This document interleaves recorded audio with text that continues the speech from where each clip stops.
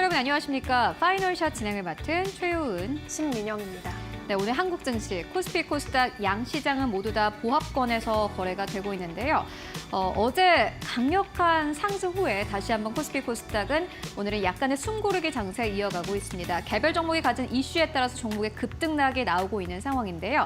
오늘 코스피가 거래가 한때 중단되는 등 약간의 해프닝은 있었습니다만은 그래도 긍정적인 거 수급이 아닐까 싶습니다. 외국인과 기관 투자자들 다시 한번 코스피 안에서 매수세 나타내고 있고 오늘 코스피 안에서 외국인 투자자들은 3천억 원 넘게 담으면서 코스피 지수가 2,600선은 그래도 방어하고 있는 상황입니다. 네, 그래도 오늘 코스피와 코스닥의 대장주 삼성전자와 알테오젠의 흐름이 조금 꺾이면서 지수도 상승폭이 둔화되고 있는 것으로 보이는데요. 바이오 쪽에 이슈가 좀 많습니다. 바이오 쪽에 호재로 볼 수 있는 기술 이전이나 희귀 의약품 지정 등의 이슈 들려오고 있는데 주가는 다소 오락가락한 흐름이죠. 이런 가운데 투자 전략 어떻게 세워가는 게 좋을지 함께 고민해 보시죠. 네, 오늘도 준비했습니다. 시장 마감을 위한 마지막 한방. 지금 출발할게요. 파이널샷.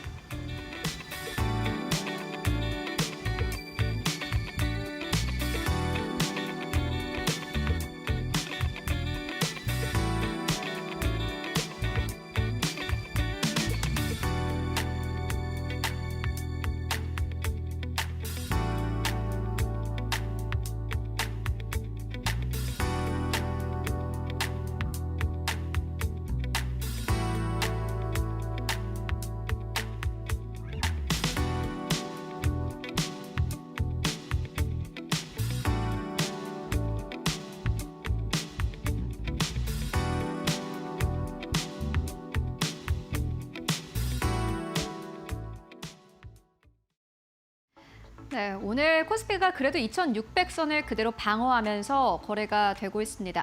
오늘 어떤 기업과 업종이 올라가나 봤더니 사실 뚜렷한 주도주라든지 업종은 없습니다. 다만 어제부터 호재가 이어진 기업들 같은 경우에는 그래도 주가가 방어되고 있는 상황이고요. 다만 또 급하게 올라온 기업들의 경우에는 약간의 좀 낙폭을 기록하고 있는 상황입니다. 최근 한국 증시에서 절대 빼놓을 수 없는 두 가지 업종이 있습니다. 방산과 조선일 텐데요. 그 가운데서도 놀라운 상승률을 자랑하는 쪽이 방산이 될 것 같습니다. 어제 방산 기업들의 주가 흐름 보셨던 분들 깜짝 놀라셨을 것 같은데 오늘도 주가 흐름 괜찮은 기업들 꽤 눈에 띕니다. 이쯤 되면은 이제 질문을 던져볼 수밖에 없습니다. 너무 비싼 것이 아닐까 하는 질문을 던져볼 수밖에 없는데요. 주가가 계속해서 상승하기 위해서는 결국에는 모멘텀 희망을 가지고 가야 됩니다. 지금보다 수주가 더 늘어나겠지, 지금보다 실적이 더 좋아지겠지 하는 희망이 있어야 됩니다. 그리고 여기에 약간의 좀 버블이 끼어야 사실은 주가가 앞으로 더 갈 수 있을 텐데 방산업체 이제 좀 애매해지지 않았나 하는 걱정도 나옵니다. 왜냐하면 수주가 연이어서 들려오고 있는 상황이고요. 지금 종전에 대한 이슈도 있기 때문에 좀 숨고르기가 이어지겠지 하는 의견도 나오는데요. 오늘 신한투자증권에서 이렇게 이야기를 했습니다. 방산주 과열이 아니라고 본다라는 아주 단호한 리포트를 발행을 했는데 한 페이지짜리의 리포트였습니다. 다만 내용은 굉장히 단호했는데요. 오늘 이러한 내용을 좀 정리해보고 가도록 하겠습니다. 최근 관련된 종목들의 주가 흐름이 굉장히 좋았습니다. 한국항공우주입니다. 어제 주가가 두 자릿수 이상의 급등세를 보였습니다. 저희 파이널샷에서도 몇 번이나 또 투자 의견을 전해드렸던 기업이기도 한데 주가 흐름 꽤나 좋았고요. 연초 대비해서 상승률은요 73% 이상 기록한 것으로 나타났습니다. 전체 시가총액은 당연히 커졌고요. 보시다시피 한국항공우주는 이제 9조 원대를 시가총액이 넘어갑니다. 한화시스템 오늘도 심지어 상승합니다. 오늘 많은 기업들 가운데 상승하는 기업은 한화시스템과 한화에어로스페이스뿐이긴 한데 한화시스템 보시다시피 어제 주가 11% 넘게 올랐고요. 연초 대비해서 상승률이 72% 넘게 상승 탄력을 보였습니다. 전체 시가총액은 7조 원대. 현대로템도 마찬가지입니다. 연이은 잭팟 수주에 따라서 주가가 어제의 경우에는 7%, 연초 대비해서는요 무려 세 자릿수 이상의 급등세를 보였습니다. 120% 넘게 상승 탄력을 보였고요. 시가총액의 규모도 더 커졌습니다. 그런데 놀라운 것은 원래 방산업체라는 게 시가총액의 규모가 작을수록 상승 탄력이 크게 나타나는 법인데 최근에는 완전히 달라졌습니다. 한화에어로스페이스 보면 딱 여러분들 이해하실 것 같은데요. 연초 대비해서 주가는 131% 넘게 상승한 것으로 나타났습니다. 물론 오늘도 상승하고 있고 오늘 52주 신고가를 다시 한번 경신했습니다. 전체 시가총액 규모는 34조 원대인데 시가총액이 클수록 오히려 연초 대비해서 상승률이 높아지는 굉장히 기이한 현상 나오고 있고요. LIG 넥스원도 역시나 전거래일은 6%, 오늘이 약간의 조정입니다. 연초 대비해서는 상승률이 33% 이상 올라간 것으로 보여집니다. 전체 방산업체 5개만 봤을 때 합산 시총은 69조 원대이고요. 연초 대비해서 시총 자체가 99% 이상 증가한 것으로 나타났습니다. 말 그대로 몸집이 2배 정도 커진 건데요. 그렇다면 지금 이 시점의 PBR은 어느 정도일까요? 만나보시죠. 신한투자증권에서는 지금보다 주가 흐름이 더 좋아질 것이다라고 기대를 하고 있는데 LS증권도 비슷한 의견을 냈습니다. 다른 글로벌 피어 기업들 대비해서 한국 기업들의 경우에는 실적은 더 좋은데 그만큼 퍼가 자체가 밸류에이션 자체가 현재 디리스킹 되고 있으니 앞으로 더 이 밸류에이션이 더 반영이 될 것이다라는 투자 의견 함께 나오고 있습니다. 원래 글로벌 피어들의 전체 이 12개월 선행 PER 같은 경우에는요. 전쟁 때 올라갔다가 전쟁이 모두 끝나게 되면 종전이 되게 되면은 좀 PER이 떨어지는 경향이 있습니다. 그게 전체적인 방산의 흐름일 텐데 그러한 흐름을 봤을 때 한국 기업들은 지금보다 더 올라가는 것이 맞겠다라는 투자 의견이 나왔고요. LS증권에서 이렇게 이야기를 합니다. 12개월 선행 PER 기준으로 했을 때 20에서 22배 수준이 적정하고 이 수준이라는 것은 종전을 감안을 해서라도 20에서 22배가 적정하다. 그리고 종전을 감안하지 않는다면 24배 정도가 적정한데 한국 기업들 이렇게 생각을 해봤을 때는 앞으로 더 룸이 열려 있다라고 투자 의견을 제시하기도 했고요. 이에 따라서 이 한화 에어로스페이스의 목표 주가를 오히려 상향 조정하기도 했습니다. 그렇다면 방산주 한국 기업들의 주가 흐름은 어땠을까요? 이어서 만나보도록 하겠습니다. 먼저 방산주가 직선으로 계속해서 올라온 것 같지만 실질적으로 그렇진 않았습니다. 조정을 당연히 겪었고요. 2024년 11월 트럼프 2기 당선 이후로 러시아와 우크라이나의 종전 움직임이 확대되면서 한국에 상장된 많은 방산 기업들 약간의 조정이 나왔습니다. 그런데 연초가 들어서니 약간의 분위기 변화가 감지가 됩니다. 먼저 러시아와 우크라이나가 종전을 하기 위해서 마찰이 계속해서 생기고 있는 상황이고요. 유럽에서도 군비가 최근 들어서 증강이 되고 있는 상황이고 트럼프가 중동 정세에 개입하면서 전체 글로벌 안에서의 방산 기업들에 대한 수요가 높아질 것이다라는 그러한 컨센서스가 형성이 되기 시작을 했습니다. 이에 따라서 건강한 조정을 겪은 한국의 많은 방산 기업들의 주가는 상승 탄력을 받아가기도 했는데요. 그렇다면 투자 포인트 이어서 짚고 가도록 하겠습니다. 어제 장 마감 이후에 나온 공시입니다. 이 공시가 오늘 결국에는 하나 에어로스페이스와 하나 시스템의 주가를 아주 강력하게 끌어올리고 있는 상황인데 이 공시가 굉장히 의미가 있습니다. 하나 에어로스페이스와 하나 시스템은요. 호주 계열사에 대해서 유상증자를 결정을 했습니다. 2025년에 호주에 관련 계열사를 설립한 바 있고요. 2,669억 원 규모의 유상증자를 발표했습니다. 이 가운데서 하나 에어로스페이스 같은 경우에는 642억 원가량을 출자하게 되고요. 하나 시스템은 2,027억 원을 출자하게 됩니다. 기업이 돈을 끌어모아서 무언가를 하려고 할 때는 당연히 이유가 있어야 될 테고 그 돈을 쏟아붓는 게 의미가 있어야 될 텐데 지금 하나 에어로스페이스와 하나 시스템이 쏟아붓는 돈이 앞으로는 천문학적인 금액이 될 것이고 그만한 기업 가치를 탄생시킬 것이다라는 기대감이 한국 증시에 다시 한번 나타나고 있는 상황입니다. 언론은 이렇게 이야기를 합니다. 하나 에어로스페이스와 하나 시스템이 오스탈 인수를 목적으로 유증을 단행했다라고 추정을 하고 있는데요. 결국에는 이 호주의 계열사를 통해서 미국 안에서의 캐파를 늘려가는 것이 한화 계열사의 최종 목표인 듯 합니다. 오스탈이라는 이 기업은 1988년에 설립된 글로벌 선박과 특수선 건조 업체인데요. 본사는 물론 호주에 있긴 합니다만은 미국 엘라바마의 조선소에서 핵 잠수함을 건조하고 있는 그런 상황입니다. 지금 미국에서 가장 급한 쪽이 이쪽이기 때문에 한화가 주요 사업을 현재 잘 건드리고 있다라는 평가 나오고 있는 상황이고요. 특히나 한화오션이 최근에 필리 조선소를 인수한 바 있는데 이렇게 이번에 호주 관련 기업을 또다시 유상증자를 통해서 인수함으로써 하나오션과의 시너지가 클 것으로 보인다라는 투자 의견 현재 나오고 있습니다. 최종적인 투자 의견까지 함께 정리해보고 가시죠. 전 세계 1년 국방비는요, 약 3,000조 원이라고 합니다.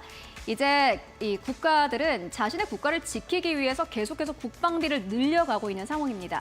종전을 한다고 해서 바로 평화가 오는 게 아닙니다. 이게 포인트인데요. 신한투자증권에서는 국내 방산업체의 수주 잔고는 100조 원에 불과하다라면서 지정학적 위험 가중 속에 방산업체 수출 파이프라인의 확대는 지속될 것이다라는 긍정적인 투자 의견을 남기기도 했고 LS증권도 비슷합니다. 지금 방산업체 리스크가 되는 게 유럽에서 자기네들끼리 힘을 모아서 무기를 개발하고 그렇게 되면 한국의 기업들이 수출을 못하는 것이 아니냐라는 우려감이 나오고 있는데 LS증권에서는 다른 이야기를 합니다. 국가별로 원하는 무기 체제가 다르고 EU가 장기적 관점에서 공동 연구 개발을 하기는 쉽지 않을 것이기 때문에 단기적으로 봤을 때 한국 기업들이 가지고 갈 수 있는 포션은 앞으로 더 커질 것이다라는 투자 의견 나오고 있습니다. 방산 업체 오늘 한화 시스템과 한화 에어로스페이스를 제외하고는 사실 약간의 조정입니다만은 한국 기업들 앞으로 수주 잔고에 대한 기대감을 더욱더 가지고 갈 수 있을 것으로 보여집니다. 앞으로 주가를 함께 확인해 보시면 좋을 것 같고요. 이렇게 오늘의 시간을 만나보고 왔습니다. 그렇다면 오늘 시장에서 또 주목할 만한 헤드라인 어떤 것들이 있을까요? 이어서 신민영 앵커가 전해드립니다. 네, 종목별로 업종별로 살펴볼 만한 헤드라인 준비해봤습니다. 4가지 소식 함께 살펴보시죠. 첫 번째 헤드라인입니다. 한화시스템이 호주 조선사 인수 소식에 역대 최고가를 다시 썼습니다. 호주 조선사 오스틸 인수에 나선 영향이 큰데요. 이 소식은 한화그룹주 전반에 온기로 작용하고 있습니다. 한화시스템 그리고 한화에어로스페이스가 지분을 각각 60%, 40% 보유한 호주의 현지 법인이 전날 장외 거래를 통해서 오스탈의 지분 9.9%를 사들였습니다. 한화그룹은 이 오스탈이 미국 해군의 4대 핵심 공급업체 중 하나인 점에 주목을 했고요. 오스탈은 미국 내 소형 수상함, 분수 지원함 시장 점유율 40%에서 60%를 가져가면서 1위를 차지하고 있는 기업입니다. 두 번째 헤드라인입니다. JYP 엔터입니다. 아쉬운 지난 4분기 영업이익을 공개한 가운데 주가도 급락세를 면치 못하고 있습니다. 4분기 매출액과 영업이익 각각 전년 동기 대비 27% 증가한 1,991억 원, 3% 감소한 369억 원으로 컨센서스에는 부합했는데 이 매출 서프라이즈를 감안했을 때는 영업이익이 부진한 수준이다라는 분석이 나옵니다. 증권가에서는 스트레이키즈가 역대 최고 수준의 콘서트가 예상되어 있어서 현재 주가 수준에서는 추가적인 하락은 제한적일 것으로 판단을 했지만 수익성 회복을 확인하기 전까지 주가는 다소 조정을 거칠 수 있다라고 보고 있습니다. 세 번째 헤드라인입니다. 제일약품 소식인데요. 자회사의 신약, 미국 FDA 희귀약품 지정 소식에 급등세를 펼치고 있습니다. 이 제일약품의 자회사 온코닉 테라퓨틱스가 차세대 이중 표정 하감 신약 후보 물질인 네스파립이 미국 FDA로부터 위암 희귀의약품으로 지정 승인됐다고 밝히면서 두 곳의 주가가 나란히 급등하고 있습니다. 네스파립은 기존 저해제로 치료가 어려웠던 항암 적응증에서 효과를 발휘할 수 있을 것으로 기대가 되고 있고요. 이렇게 FDA로부터 희귀의약품으로 지정받으면 신속 심사, 신약 허가 수수료 면제 등의 혜택을 받을 수 있어서 신속한 개발과 상업화가 가능해진다는 점 주목해 볼 만한 포인트입니다. 네 번째 헤드라인입니다. 네, 콜마홀딩스입니다. 미국 행동주의 펀드 경영참여 의사가 나타난 가운데 이틀 연속 급등세에 이어갑니다. 미국의 행동주의 펀드 달튼 인베스트먼트가 한국 콜마의 지주사인 콜마홀딩스에 대해서 경영권 참여를 공식화했는데요. 달튼은 지난 14일 콜마홀딩스 주식 보유 목적을 단순 투자 목적에서 경영 참여 목적으로 변경했습니다. 또 주식을 추가 매입해서 지분율이 5.02%에서 5.69%로 늘어났습니다. 달튼은 저평가된 회사에 중장기 투자하고 또 적극적인 주주 관여 활동을 통해서 기업 가치를 끌어올리는 전략을 주로 활용하고 있는데요. 지난 2019년에는 현대홈쇼핑을 상대로 당시 3억 달러 배상 등으로 주주에게 환원하라고 목소리를 높인 바 있어서 투자들의 주목을 받고 있습니다. 이렇게 4가지 헤드라인 함께 짚어보셨습니다. 이번엔 증권가 전화 연결 통해서 더 자세한 투자 의견 짚어보겠습니다. 메리츠증권 강남금융센터 김경국 과장 연결합니다. 과장님, 안녕하세요. 네, 안녕하세요. 4가지 소식 전해드렸습니다. 어떤 소식에 조금 더 눈길이 가실까요? 오늘은 하나그룹의 호주 조선사 관련된 인수 이야기부터 좀 드리려고 하는데요. 일단 하나그룹이 미국의 조선소를 가지고 있는 호주 기업인 오스틸을 인수하겠다고 나섰습니다. 일단 여러 가지 이유가 있었겠지만 일단 군함 시장에 대한 진출을 하나그룹이 가속화하는 데 좀 도움이 될 것 같다. 이렇게 시장은 보고 있는 것 같고요. 하나오션의 미국 내 군함 건조 시설의 확장 면에서 좀 굉장히 좀 좋은 그림이 그려지는 것 같습니다. 그래서 사실 하나오션 같은 경우에는 필라델피아 필리 조선소를 가지고 있기 때문에 필리 조선소에는 좀 상선을 좀 주력으로 생산할 것 같고요. 그리고 이번에 인수한 오스틸의 미국 내 조선소에서는 군함에 대한 건조 계획을 가지고 있는 것으로 예상이 되고 있습니다. 그래서 하나오션이 부족했던 것이 사실 특수선에 대한 부분이었는데 이 부분을 이번 인수로 인해서 완벽히 좀 해소해 줄 수 있는 부분이 있다. 사실 현대중공업 대비해서 특수선 사업부가 좀 약했던 게 사실이었기 때문에 이 부분에 대한 메리트를 좀 받고 있는 것 같고요. 그리고 함성 건조 말고 여전히 MRO 시장에 대한 기대도 하나오션이 갖고 있습니다. 그래서 결론적으로 이익도 사실 조선 3사의 영업이익 추정치가 27년도가 되면 1조 후반대에서 2조 정도가 될 것으로 보이고 있기 때문에 사실 펀더멘털 측면에 있어서는 아직도 상당히 여력이 많고 기술적으로는 과매수권에 진입한 것이 맞지만 사실 롱터만 투자 측면에 있어서는 상당히 여력이 아직 남아있다 이렇게 좀 보고 있습니다. 네, 이렇게 더 자세한 이슈 점검해 봤습니다. 이 밖에도 오늘 마감 전에 공략주를 어떤 종목 보고 계실까요? 오늘은 SKC라는 종목 가져와 봤고요. 투자 포인트 몇 개 좀 말씀드리도록 하겠습니다. 일단 최근 빅테크 기업이 과매도권에 진입하면서 AI 관련된 밸류체인에 있는 종목들이 기술적으로 역시 하락하는 모습을 보여주고 있습니다. SKC도 마찬가지인데요. 그래서 사실 SKC가 여러 사업부가 있지만 유리기판 관련된 사업부가 시장에 관심이 좀 높은 것 같습니다. 그래서 유리기판은 차후에 이제 실리콘 기판을 대체할 것으로 예상이 되고 있고요. 유리기판의 장점이야 뭐 전력 소모를 절감해 줄 수 있고 또 전기적 신호를 보다 더 잘 전달할 수 있는 장점들을 가지고 있습니다. 그래서 가장 중요한 포인트는 SKC가 사실 첫 번째 고객사로 유력한 후보가 미국의 AMD거든요. 근데 하이닉스도 마찬가지 HBM 사업 초기에 AMD와 같이 사업을 전개하면서 확장적인 부분이 있었습니다. 그래서 이번 유리기판 사업도 AMD를 이용해서 보다 확장적으로 유리기판 사업이 전개되지 않을까 그렇게 보고 있고요. 또 약점으로 좀 주목받았던 동박 사업부도 바닥권을 지나고 있는 것으로 파악이 되고 있습니다. 그래서 기술적으로 현재 자리가 조정을 많이 받았기 때문에 러프한 자리라고 생각하고 있어서 현재가 매수 유효하다고 보고 있고요. 목표가는 17만 원 그리고 손절가는 11만 원 정도로 잡아드리겠습니다. 네, 유리기판 모멘텀이 충분한 SKC 지속적으로 눈여겨보자라는 이야기 해주고 계십니다. 오늘도 자세한 설명 고맙습니다. 네, 감사합니다.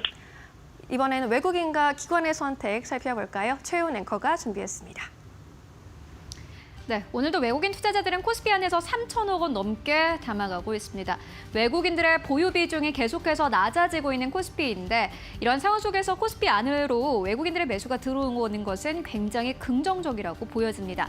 오늘 사는 기업들 봤더니 가장 첫 번째로는 삼성전자 눈에 띕니다. 두 번째로는 한화엔진, 세 번째로는 현대차, 네 번째로는 KB금융, 다섯 번째로는 한화오션 자리하고 있습니다.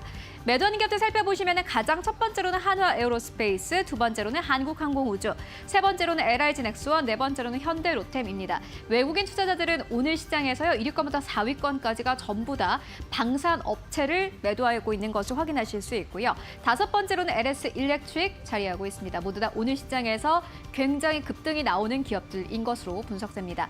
그렇다면 오늘 코스닥 안에서의 수급은 어떨까요? 네, 코스닥 안에서 외국인 투자자들은 오리엔트 전공을 가장 많이 매수하고 있습니다. 어제도 같은 시간에 오리엔트 전공을 가장 많이 매수하기도 했었는데 연이어서 매수 들어오고 있고요. 두 번째로는 코오롱 티슈진, 세 번째로는 에코프로 BM, 네 번째로는 휴젤, 다섯 번째로는 TNL 자리하고 있습니다. 매도하는 기업들 살펴보시면 가장 첫 번째로는 알테오젠 자리하고 있고요.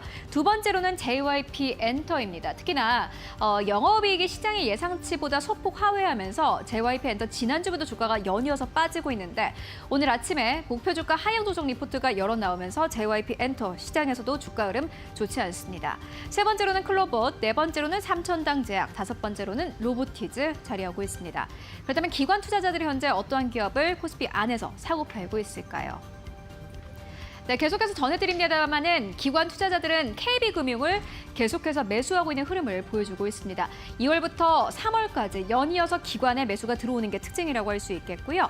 두 번째로는 삼성 E&A, 세 번째로는 삼성중공업, 네 번째로는 한미반도체, 다섯 번째로는 하나금융지주 자리하고 있습니다. 매도하는 기업들 살펴보시면 가장 첫 번째로는 SK하이닉스, 두 번째로는 기아, 세 번째로는 네이버, 네 번째로는 한국항공우주, 다섯 번째로는 크래프톤 자리하고 있습니다. 그렇다면 코스닥 안에서의 기관 수급은 어떻게 움직이고 있을까요? 가장 첫 번째로는 ABL 바이오입니다. 두 번째로는 루닛 자리하고 있고요. 세 번째로는 SNS텍, 네 번째로는 PSK, 다섯 번째로는 성광밴드입니다. 다만 기관의 매수 수급 금액 자체는 크지 않은 상황이고요. 매도하는 기업들 살펴보시면 가장 첫 번째로는 JYP 엔터입니다. 두 번째로는 오름테라퓨틱, 세 번째로는 고영, 네 번째로는 알테오젠, 다섯 번째로는 옹코닉 테라퓨틱스 자리하고 있습니다. 네, 지금까지 외국인 기관 수급 함께 살펴보고 왔습니다.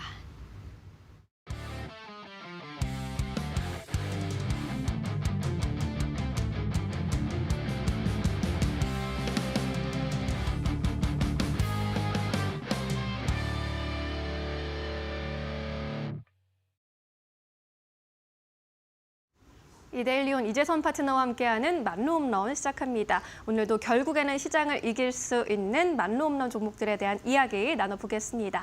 파트너님 안녕하세요. 네, 안녕하세요. 네, 오늘 코스피, 코스닥 양대 지수는 전강 후약의 모습을 보이고 있습니다. 이슈가 있는 종목들로 수급이 좀 쏠려가고 있습니다. 오늘 시장 판세 어떻게 읽어볼까요? 네, 말씀하신 대로 뭐 이슈가 있는 종목들 중심으로 이제 뭐 수급이 좀 쏠리고 뭐 상승세가 나타나고 있고, 그리고 뭐 정강 후약이라고 말씀하셨는데 이제 얼마 안 남기는 했네요. 정강, 중약, 후강이 되면 좋겠는데 남은 1시간 동안 어떻게 되는지 우리가 조금 살펴볼 필요가 있을 것 같고요. 그런데 이런 부분은 좋은 것 같아요. 어제 삼성전자 매수가 들어왔다, 그리고 외국인들이 귀환했다라고 말씀을 드렸는데 주식 매수나 이런 부분에 대해서는 수급적으로는 그렇게 나쁘지 않습니다. 뭐 옵션 시장에서는 약간의 이제 상승을 좀 정체시켜주는 이런 정도의 어제 매수했던 부분을 차익 실현하는 모습이 나오고 있는데, 이런 정도 뭐 큰 변동성 없는 증시다. 여러분들이 지수만 놓고 본다라고 하면 딱히 재미는 없다 정도로 보시면 될 것 같아요. 그래서 여러분들이 오늘 시장은 이제 종목별 장세에 지속되고 있다라고 보시면 되고요. 자, 시작이라고 제가 적어놨는데 어제부터 해서 시작이 된 것 같아요. 그래서 이번 주 한 주간 정도는 뭐 이슈가 굉장히 많은 것 같습니다. 삼성전자부터 시작해서 GTC 2025가 시작되고 있고, 뭐 HLB부터 시작해서 유한양이나 여러 가지 이제 뭐 제약바이오부터 시작해서 개별 이슈들이 이제 쭉 이제 기다리고 있는 데다가 FOMC도 기다리고 있고 하다 보니까 여러분들 정신이 없으실 겁니다. 이거 다 여러분들이 너무 깊게 생각하려고 하면은 너무 어지럽기만 하다, 그렇게까지 할 필요 없다라고 보시면 됩니다. 내가 보유한 주식에 관련된 정보 정도만 여러분들이 체크를 하시고요. 그리고 관세 전쟁 아직 끝나지 않았죠. 지금 이제 트럼프 대통령이 푸틴하고 전화해가지고 이제 서로 이제 러시아, 미국이 이제 합의만 보면 된다, 이런 느낌이죠. 그래서 전화해서 이제 휴전을 이끌어내겠다라고 얘기하고 있으니까 이 부분 한번 지켜볼 필요가 있는 것 같습니다. 그렇다라고 하면은 글로벌 시장에서 좀 불안감이 조금은 해소되는 구간이 나오겠죠. 관세 전쟁 같은 경우는 제가 지난주에 경제 지표 잘 나왔다라고 말씀을 드렸는데 1차 지표는 고용 지표 잘 나왔고 CPI, PPI 잘 나왔다. 그런데 어제 소매 판매 발표됐는데 소매 판매가 두 번째 지표라고 했습니다. 첫 번째가 고용, 두 번째가 소매 판매다라고 말씀드렸는데, 소매 판매는 이제 예상치를 좀 하회하면서 소비는 좀 둔화되고 있다. 그런데 관세까지 부과해서 물가를 올리면 더욱더 둔화되니까 경기 침체로 갈 수 있다라는 논리가 형성이 되겠죠. 그러다 보니까 시장에서 약간의 우려감과, 어떻게 보면 트럼프가 강력하게 발언을 하면은 지난주까지는 좋았던 경제 지표였는데 이번 주 오니까 또 그렇게 계속 강력하게 발언만 하기도 쉽지 않은 구간이구나라고 생각하시면은 여러분들이 이런 부분에서 경제 지표가 딱 중립을 잘 지켜주고 있다라고 생각하시면 될 것 같습니다. 이런 측면에서 이제 FOMC 같은 경우에는 제롬 파월 연준의장이 기존에도 이제 완화적인 발언을 했기 때문에 이번에 이제 FOMC에서 완화적인 스탠스가 나오느냐, 이런 부분에 대해서도 여러분들이 좀 관심 포인트가 되겠죠. 점도표 나오는 부분이나 이런 부분은 이번에는 크게 신경 안 쓰셔도 됩니다. 6월께 중요합니다. 그러니까 3월 같은 경우도 점도표 나오고 하니까 의중은 파악할 수 있겠지만 여러분들이 뭐 밤새 그거 지켜본다거나 하실 필요는 없을 것 같아요. 패드워치 같은 경우는 제가 이제 교육방에 항상 올려드리고 있으니까 오셔서 체크하시면 될 것 같고요. 자, 그래서 지금은 종목별 장세, 지금도 또 뭐 단기 급등한 종목들 차익 실현 안 하면 또 방산주 같은 경우 오늘 열심히 매도하고 있고 이런 흐름이 나오고 있는데 괜찮습니다. 어차피 조금 더 쉬고 그리고 나서 다시 움직이기 위한 과정이니까 여러분들이 크게 걱정할 상황은 아니다. 연속적으로 해서 뭐 열흘 이상 계속 대량 매도를 했다라고 하면 문제가 되겠지만 그 정도 흐름은 아니다라는 거 보시면 될 것 같습니다. 그래서 여러분들이 저항 구간 가면은 단기 급등했을 때는 일부 차익 실현을 하시고 비중 조절을 좀 하시고 그리고 눌림목에서 재매수한다. 이것만 지킨다라고 하면 사실 수급에 일희일비할 필요는 없다라고 보시면 될 것 같습니다. 자, 지수 동향은 간단하게만 짚어드리도록 하겠습니다. 우리 코스피로 넘어가서 보면은 여러분들 2,600포인트 그래도 회복은 돼 있죠. 어제 돌파한 다음에 오늘 갭상승 나왔지만 유지되지 못하고 밀렸다. 정강후약이다라고 말씀하셨는데 그 흐름대로 지금 음봉으로 내려와 있습니다. 그래도 아래 꼬리 조금만 달아주면은 캔들 봉을 조금 작게 만들어주고 끝나면은 긍정적이다라는 걸 여러분들도 이미 알고 계시겠죠. 2,600 위로 올라와 있으니까 여러분들이 뭐 크게 우려할 만한 상황은 아니다. 제가 말씀드렸듯이 2,650 구간부터 해가지고 2,700 사이가 저항이다라고 말씀드렸고 기존에도 한번 걸렸던 구간이죠. 그러니까 그 근처 가니까 매수에 약해지는 것도 있는 거고 이번 주 이슈들을 기다리고 있다 정도로 생각하시면 됩니다. 그래서 지수에 대해서 너무 과하게 뭐 기대하지 않아도 된다. 우리가 이번 주에 조금은 올라와도 된다라고 말씀드렸는데 2,600 올라왔으니까 21선 위에서 놀고 있으니까 괜찮은 겁니다. 자, 코스닥으로 넘어가서 또 간단하게 살펴보도록 하겠습니다. 우리가 지난주까지 매일매일 다 훑었던 내용들이 그냥 그대로 진행되고 있다라고 보시면 돼요. 뭐 중간중간에 하루하루 이슈에 의해서 이제 그 급등락이 펼쳐지거나 하는 경우는 있지만 추세가 바뀌거나 그러지는 않는다. 흐름이 바뀌지는 않는다라고 말씀드렸어요. 그래서 이 구간에서 730포인트 이탈한 다음에 트럼프의 발언에 의해서 급락이 한번 나온다고 해도 오히려 3일에서 5일 안에 회복되면 좋은 거다. 그 후에는 어떻게 된다? 780을 돌파하기 위해서 갈 거고 뭐 이 구간을 크게 저항 안 느끼고 오히려 넘어갈 수도 있다. 왜?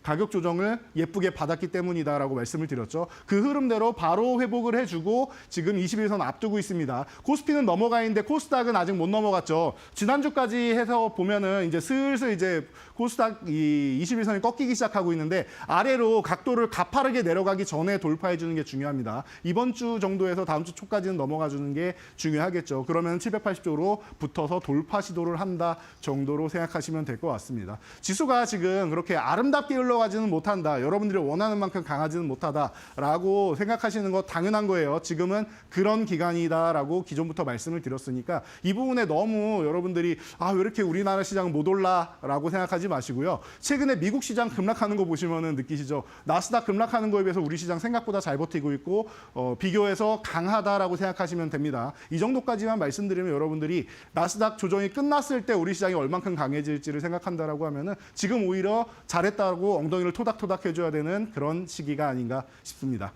자, 그래서 이렇게 종목별 장세가 펼쳐지고 있는데 그러면 어떤 섹터를 또 봐야 되느냐라고 하면은 어제에 이어서 오늘은 GTC 2025 한번 살펴봐야 되지 않나 싶습니다. 이 중에서 HBM 쪽을 한번 봤다라고 하면은 이번에는 유리기판 쪽 빼놓고 볼 수가 없겠죠. 그래서 사진도 어제랑 똑같은데 그런 것 같습니다. 최태원 회장이 이제 그 젠스당 이제 CEO를 만나면서 이제 끝나고 미팅하고 와서 방금 팔고 왔다라면서 이렇게 얘기한 거 기억나실 겁니다. 이제 2달밖에 안 됐는데 여러분 뇌리에도 생생하실 거예요. 그 단어를 한 달 내내 듣지 않았을까 싶습니다. 저도 자주 말씀을 드렸었는데 오늘 다시 한번 꺼내야 되는 얘기가 아닌가 싶어요. 유리기판 시장이 이제 12조 시장이 되고 엔비디아에서도 지금 최신형 이제 HBM을 개발해서 공급을 하는데 발열량 때문에 계속 문제가 되고 있죠. 절반으로 줄일 수 있다. 아주 간단합니다. 전력 소모량, 발열량 다 줄일 수 있는 이제 어떻게 보면 또 이제 꿈의 기판이다라고 얘기까지도 하고 있는데 이제 얼마 안 남은 것 같습니다. 뭐 빠르면은 1년, 늦어도 2년 안에는 이제 상용화 가능성이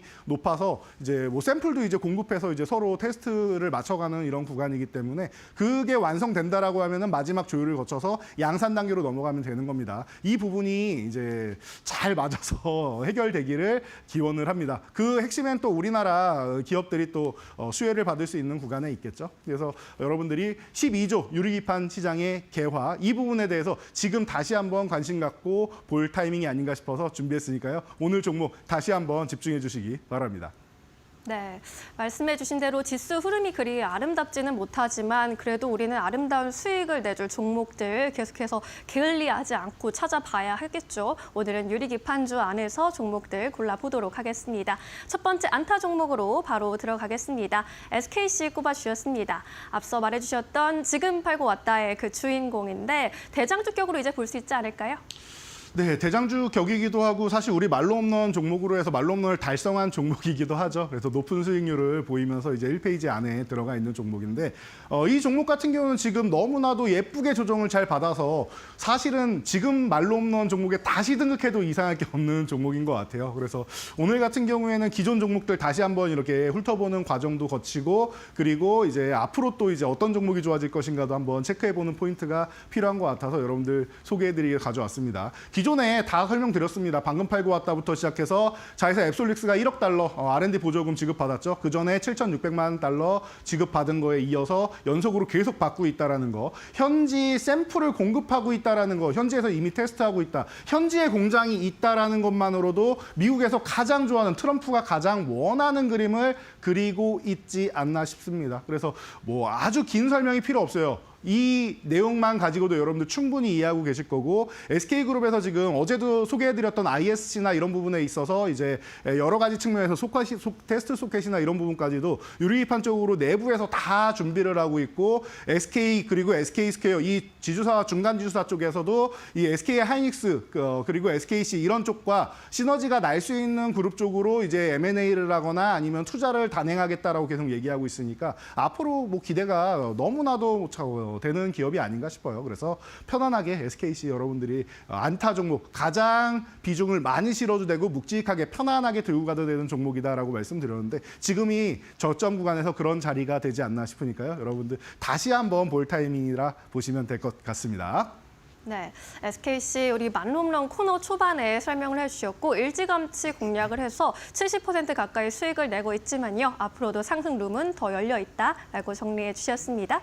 이제 1루타 종목으로 넘어갈까요? HB 테크놀로지 살펴보도록 하겠습니다. 워낙에 이제 유리기판 관련해서 삼성전자향 의존도가 높다라고 알려져 있는데 삼성전자 주가도 연동되는 것 같더라고요. 2루타로 꼽아주신 이유는 뭘까요?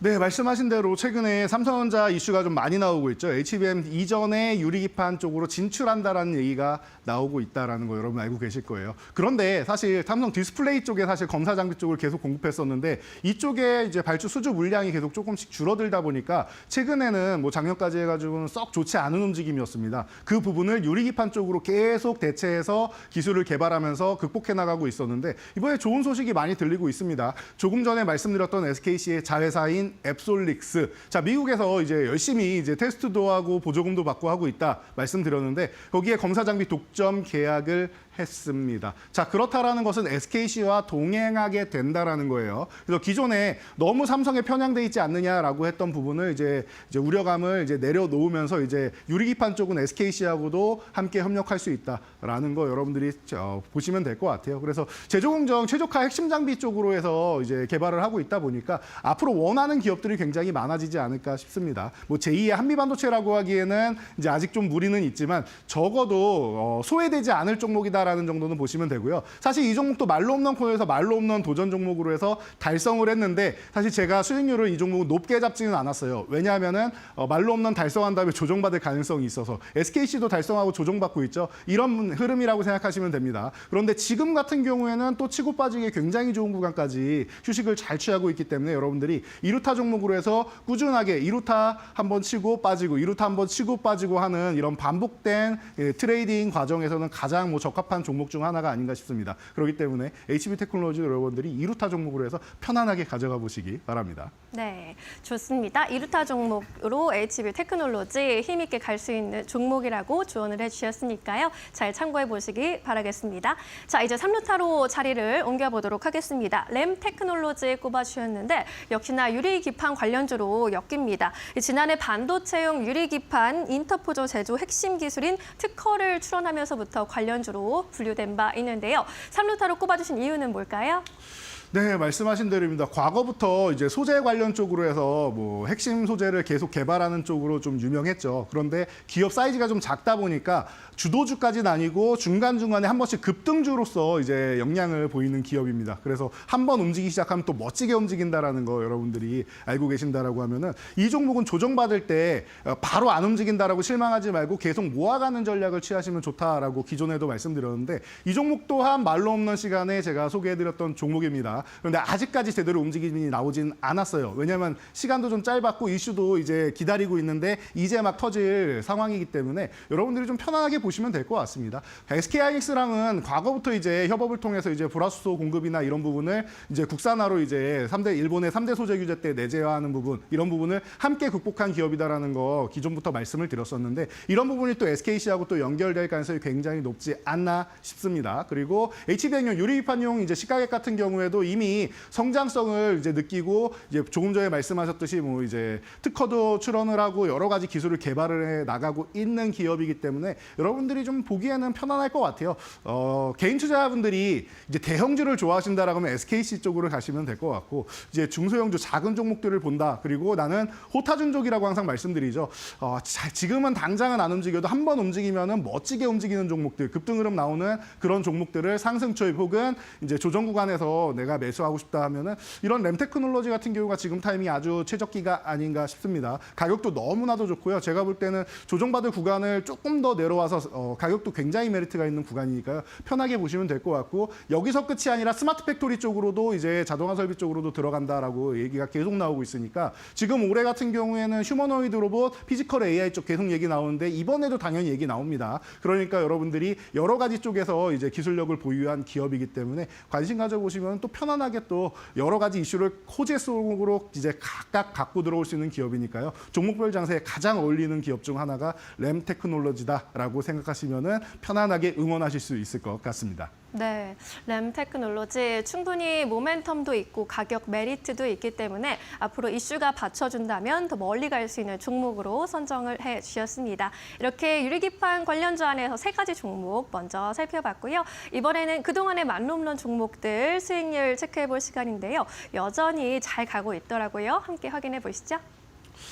네, 3월 이번 달 같은 경우에는 지난달 하순부터 해서 이제 조정을 좀 받고 있는데 그 구간 사이에 종목들이 이제 순위가 좀 많이 변경을 되면서 이제 원익홀딩스 같은 게 올라와서 뭐 세 자릿수 이상 수익률에 올라오고 그리고 이제 SKC 같은 경우는 좀 쉬고 있다라고 했는데 이번에 다시 올라오게 되면 또 세 자릿수 넘어갈 수 있는지 우리가 관심 포인트를 잡아볼 수 있겠죠. 이 페이지를 넘어가도 마찬가지입니다. 이 페이지도 그동안 이제 순환매 돕니다라고 말씀을 드렸었는데 계속 이제 순환이 되고 있죠. 그래서 이런 부분을 여러분들이 체크를 해 보신다라고 하면은 제가 볼 땐 뭐 디어유나 뭐 LIG 넥스원 뭐 이런 종목들 계속 이제 순환하고 있고 그리고 코난 테크놀로지가 굉장히 위태위태하다라고 말씀을 드렸는데 이 아래서 종목들이 순환이 계속 1차 목표치 달성하고 쉬고 있던 종목들이 이제 막 올라오는 타이밍이다 보니까 계속 이제 순위가 변경되고 있습니다. 그리고 최근에 여러분들께 소개해드린 종목들 중에도 급등 흐름 이후에 잠깐 눌림목 받거나 하는 종목들이 있는데 2차 상승이 나온다라고 하면은 이 순위는 금방 바뀌고 아마 50% 아래 종목은 조만간 보기 어렵지 않을까라는 생각이 드는데요.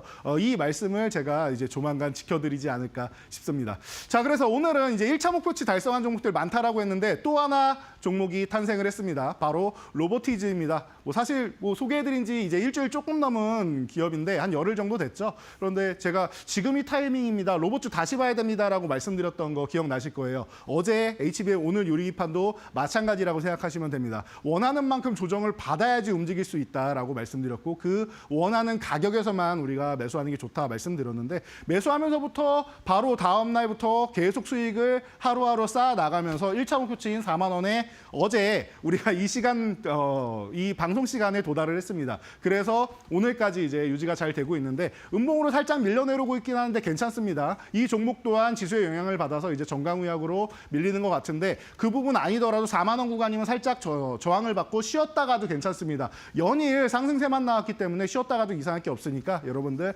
편안하게 이 종목도 보시면 될 것 같으니까요. 말로 홈런까지 가는지 응원 많이 해주시기 바랍니다. 네, 그렇습니다. 지난주 월요일에 알려주신 이제 로보티즈 같은 경우에 일주일 정도 만에 벌써 1차 목표가 이렇게 달성하기도 했는데요. 앞으로가 더 기대되는 종목들 이렇게 많이 포진해 있는 상황입니다. 이러한 가운데 또 오늘은 다시 주제로 돌아가서 꿈의 기판으로 불리는 유리기판 안에서 관련주들 찾아보고 있죠. 앞으로 게임 체인저가 될 수 있는 이 시장 안에서 가장 좋은 종목 꼽는다면 어떤 종목으로 고르셨을까요? 자, 이번에는 빠르게 움직이는 종목들은 앞에 설명드렸으니까 좀 천천히 여러분들이 멀리 볼 수 있는 종목을 하나 가져왔습니다. 말로 없는 시간에 잘 어울리는 종목이 아닌가 싶은데요. 바로 JNTC입니다. 자, 기존에 제가 빠른 종목들은 많이 설명드렸다라고 말씀드렸고 그런 종목 중에서 말로 없는까지 안 나왔으니까 피롭틱스를 예상하신 분들 많이 계실 텐데요. 피롭틱스 정말 좋은 종목이긴 한데 지금 많이 올라왔어요. 최근에 지금 쉬고 있는 가격인데도 불구하고 바닥에서 보면은 3배 정도 올라왔습니다. 그러니까 약간의 리스크가 있다. 올라도 좋겠지만 이 종목 같은 경우에는 이제 단기적인 트레이딩 하시는 분들만 보시는 거고 개인 투자자분들이 편안하게 들어가기엔 사실 쉽지는 않은 종목이에요. 그래서 이제 욕심에 욕심을 더한다라는 측면이 맞는데 JNTC는 지금 오른 게 많이 없습니다. 왜냐하면은 장비주들이 먼저 움직일 거고요. 그리고 나서 검사 쪽 이제 후공정 쪽이 움직일 거고 전공정 우선 그다음 후공정 그리고 소재 쪽이 움직이는데 오히려 소재 쪽 같은 경우는 계속 꾸준하게 쓰이기 때문에 오히려 이제 중장기적으로 본다라고 하면은 꾸준하게 우상향에서 파동을 그리면서 올라가는 안정적인 흐름을 보일 가능성이 매우 높지 않나 싶습니다. 그래서 이런 부분을 보시고 이제 글라스 기판 이 절단 기술력이 있고 그리고 패키징 기판용 이제 TGV 전극 도금 이 기술력을 인정받고 있는 기업이죠. 그러다 보니까 여러분들이 이제 이름은 많이 들어보실 텐데 아직까지 이제 뭐 크게 주가에 반영이 안 되는 것 같다라고 생각할 수 있는데 글로벌 11개사에 지금 공급을 하고 있습니다. 우리나라, 미국, 일본, 뭐 대만 등등 공급을 하고 있는데 이렇다 보니까 앞으로 이제 기대감은 굉장히 높은 것 같아요. 그래서 전 세계에서 가장 최고 기업에다가 이제 공급을 한다라고 생각하시면 될 것 같고요. 자, 가격 전략은 간단하게 보여드리면 될 것 같습니다. 지금 18,000원 이하에서 유지가 되고 있는데 아주 편안한 구간인 것 같아요. 지금 보시면 여러분이 봐도 아예 바닥권이다라고 하면은 요 15,000원 구간이 아예 바닥권인데 여기까지는 아니어도 이제 2만 원과의 중심선대 있는 17,500원 정도 구간까지 내려와 있으니까 뭐 최적의 매수 타임 중 하나가 아닌가 싶습니다. 살살 모아가시면 될 것 같고 만약에 내가 원하는 물량을 다 못 모았다라고 하면은 그 2만 원 돌파할 때까지 계속 모으시면 될 것 같아요. 2만 원 돌파하면 남은 물량 딱 채우시면 되고요. 그리고 21선 이렇게 빠르게 꺾이면 한 번에 돌파하기는 어렵다라고 말씀드렸으니까 급할 필요는 없을 것 같아요. 저항받고 밀렸다가 한 번 더 간다 정도로 생각하시면 될 것 같으니까요. 2만 원 구간에 저항받고 밀릴 때 그때 사셔도 됩니다. 나는 성격이 급하다 하시는 분들은 지금보다는 한 번 저항 그리고 밀렸을 때 요때 사시거나 2만 원 회복될 때 사시는 게 더 유리하다 보시면 되고요. 자, 1차 목표치는 2만 4천 원 구간 말씀드리고 2차 목표치는 3만 2천 원까지 높게 설정해 드릴 테니까 체크하시고 17,000원 이탈하면은 15,000원까지 가는지 한번 체크해 보시면 될 것 같습니다. 네, JNTC 가격 전략도 꼼꼼하게 알려드렸으니까요. 남김없이 모두 정보 가져가 보시기 바랍니다. 저희는 내일 다시 만룸론에 도전하겠습니다. 자세한 설명 고맙습니다. 감사합니다.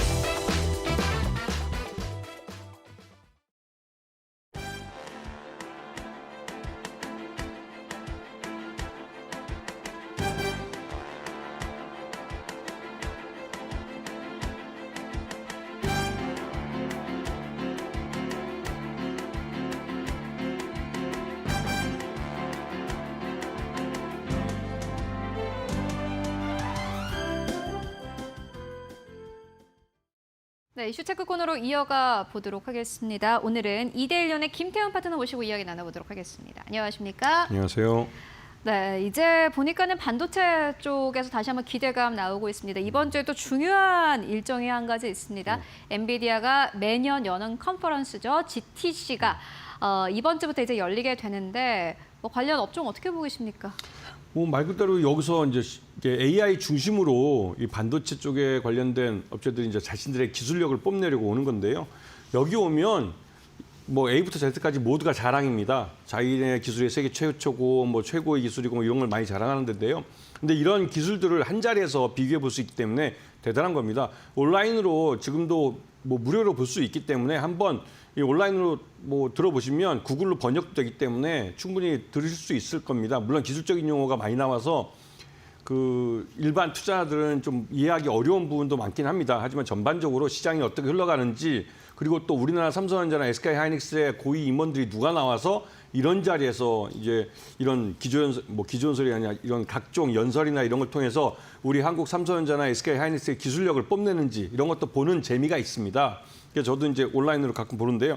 요번에 이 GTC 2025에서는 말 그대로 지난번 CES 2025에서 이 젠스랑 CEO가 그 퀀텀 데이라고 해서 이걸 만들었는데요. 퀀텀에 대해서 그러니까 양자에 대해서 양자 컴퓨터에서 오래 시간이 걸린다, 뭐 30년 가까이 걸린다 이런 말을 해가지고 뉴욕 시장에 굉장히 큰 혼란이 왔고 양자 컴퓨터 관련된 종목들이 대거 폭락을 하기도 했습니다.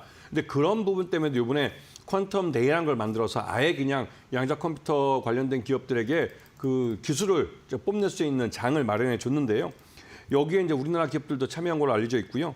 그다음에 무엇보다도 AI 기술 중심으로 이 피지컬 AI라는 것을 이제 구현을 하게 되는데 이게 이제 자율주행이나 로봇 이런 인공지능 기술이 접목되어서 실질적으로 물리적으로 보여줄 수 있는 기술들을 보여주게 됩니다. 그래서 이런 AI 관련된 반도체주들이 확실히 시장에서 우리가 돈을 주고 투자해서 살 수 있는 자율주행이나 로봇이나 이런 분야로 발전하고 있는 것을 미래상을 이제 이 GTC에서 이제 보여주는 것이죠. 그렇기 때문에 여기서 어떠한 내용들이 나왔는지가 우리 기업들이 굉장히 중요하고요.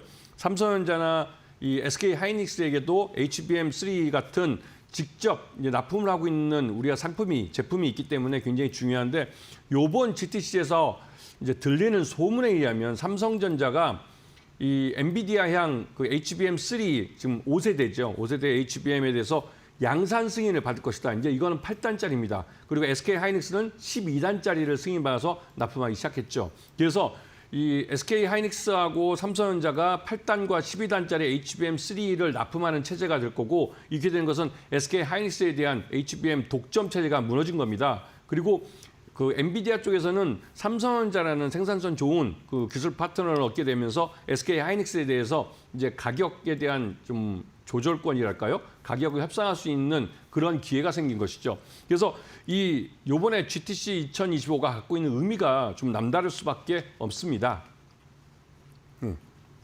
네, 알겠습니다. GTC 2025에 대한 기대감 커지고 있습니다.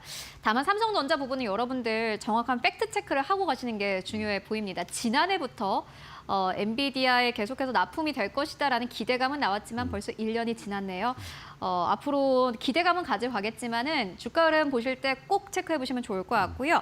이어서 기업들 만나보도록 하겠습니다. 오늘 DI를 가장 첫 번째 기업으로 가지고 오셨는데 보니까 이 기업은 뭐 일단 앞으로 좀 기대를 해볼 수 있을 것 같다는 생각이 듭니다. 투자 포인트 어떻게 잡고 계십니까? 네, 이 업체 같은 경우는 반도체가 전공정이 있고 후공정이 있는데요. 그 후공정에서 검사 장비로서 삼성전자에 오랫동안 납품을 해왔던 업체입니다. 그래서 DI 같은 경우는 이 검사 장비 면에서는 반도체 검사 장비 면에서 굉장히 실력도 있고 능력도 되고 또 그만큼 이 신뢰를 받고 있는 기업인데요. 이 업체 같은 경우는 이미 오래전부터 HBM 관련해서 지금 현재 삼성전자가 엔비디아에 납품하고 있는 건 4대세, 그러니까 HBM3입니다. 3를 납품하고 있는 거고 이번에 HBM3E라고 해서 5세대에 대해서 이제 승인을 받을 거라는 소문이 돌고 있는 것이고 그 HBM3뿐만 아니라 HBM3E에 대한 검사 장비마저 개발을 완료한 상태에서 레디를 하고 있는데 삼성전자가 오히려 양산 승인을 못 받아서 준비만 하고 있는 상태입니다. 그래서 이 DI 같은 경우는 삼성전자가 그러니까 HBM3E에 대해서 양산 승인을 받게 되면 그에 대한 라인을 깔게 되고 그 라인에 중요한 이 후공정 검사 장비로서 납품을 하게 되는 것이죠. 그리고 이 회사 같은 경우는 자회사인 그 디지털 프론티어라는 회사가 이미 SK 하이닉스에 이 HBM3 검사 장비를 납품했습니다. 올 연초에 그 한 800억 규모로 납품을 한 걸 기억이 되는데요. 그래서 대규모로 이미 납품을 했고 관련된 기술을 갖고 있기 때문에 그리고 이 디지털 프론티어라는 회사가 이렇게 그 SK 하이닉스에 대규모로 납품을 하면서 관련해서 이 디지털 프론티어라는 회사마저도 이 상장, IPO에 대한 가능성이 높아졌습니다. 그런 면에서 DI는 그런 측면에서 또 수익이 날 수도 있고요. 또 한편으로 이 삼성전자 평택 공장이 2단계 공사가 이제 하다가 중단이 됐었는데 그게 올해 재개될 수 있습니다. 그렇게 되면 거기에 DI가 검사 장비들을 납품하게 되기 때문에 DI는 여러 가지 측면에서 올해 실적이 좋아질 가능성이 높습니다. 그리고 최근 들어서 외국인 투자자들이 매수하면서 10%대 지분으로 외국인 지분율이 확실히 늘어나고 있는 걸 확인할 수가 있고요. 그런 의미에서 이 DI는 CXL 반도체의 검사 장비도 이미 그 완성을 한 상태로 삼성전자가 CXL 반도체를 양산하겠다고 하면 거기에 함께 참여를 할 기업입니다. 그런 면에서 올해 하반기로 갈수록 실적이 더 좋아질 가능성이 높은 기업으로 알려져 있고요. 매수가는 일단 14,000원을 제시해드리고 목표가는 29,000원, 그다음에 손절가는 12,000원을 제시해드리는데 이 업체가 지금 14,000원에서 지금 살 수 있는 기회가 있을지는 모르겠지만 더 싸게 살 기회도 주어질 수도 있습니다. 그렇기 때문에 매수할 때는 항상 분할 매수로 매수 수량을 늘리고 매수 단가를 낮추는 쪽으로 이 매수를 접근하시는 게 유리할 수 있다는 부분을 다시 한번 말씀드리겠습니다. 네, DI 가장 첫 번째 기업으로 만나보고 왔습니다. 지금 구간이 사실상 매수 구간인 것으로 보여지고요. 이어서 두 번째 기업으로 바로 넘어가 보도록 하겠습니다. 두 번째 기업은 넥스틴인데 오늘 2% 넘게 약간의 조정 좀 들어오고 있습니다. 보니까는 최근에 또 기관의 매집이 있었고요. 이 기업은 어떻게 보고 계실까요? 그 넥스틴이라는 업체는 앞에 말씀드렸던 DI와 좀 다르게 반도체 전공정의 검사 장비를 만드는 회사입니다. 그런데 이 굉장히 이 전공정은 여러분들이 쉽게 생각해서 웨이퍼입니다. 웨이퍼이기 때문에 굉장히 어렵고요. 이거를 검사하는 것 자체도 그 굉장히 기술력이 있어야 됩니다. 전 세계 시장을 미국 회사 하나가 거의 한 90% 정도를 차지하고 있고 넥스틴은 후발주자로 그 검사 장비 시장, 전공정에 있는 검사 장비 시장을 잠식해 들어가는 것이죠. 그렇기 때문에 이 넥스틴은 오히려 성장 가능성이 높은 종목입니다. 그리고 이 업체 역시 후공정 계측기를, 그러니까 그 HBM 후공정에 들어가는 계측기를 요번에 한 15대 정도를 공급할 걸로 알려져 있는데 그게 이제 그 이름이 크로키라는 업체죠. 이게 신규 장비 업체인데요. 신규로 만들어진 업체이기 때문에 이게 처음으로 매출을 발생시키는 겁니다. 그리고 이 신규 장비 중에 이 회사가 개발한 아이리스라는 그 장비는 요번에 SK 하이닉스의 낸드양으로 처음으로 납품이 됐습니다. 이 말뜻은 이 넥스틴이라는 업체는 삼성전자나 SK 하이닉스 양쪽을 모두 거래할 수 있는 기술력 있는 회사라는 것이죠.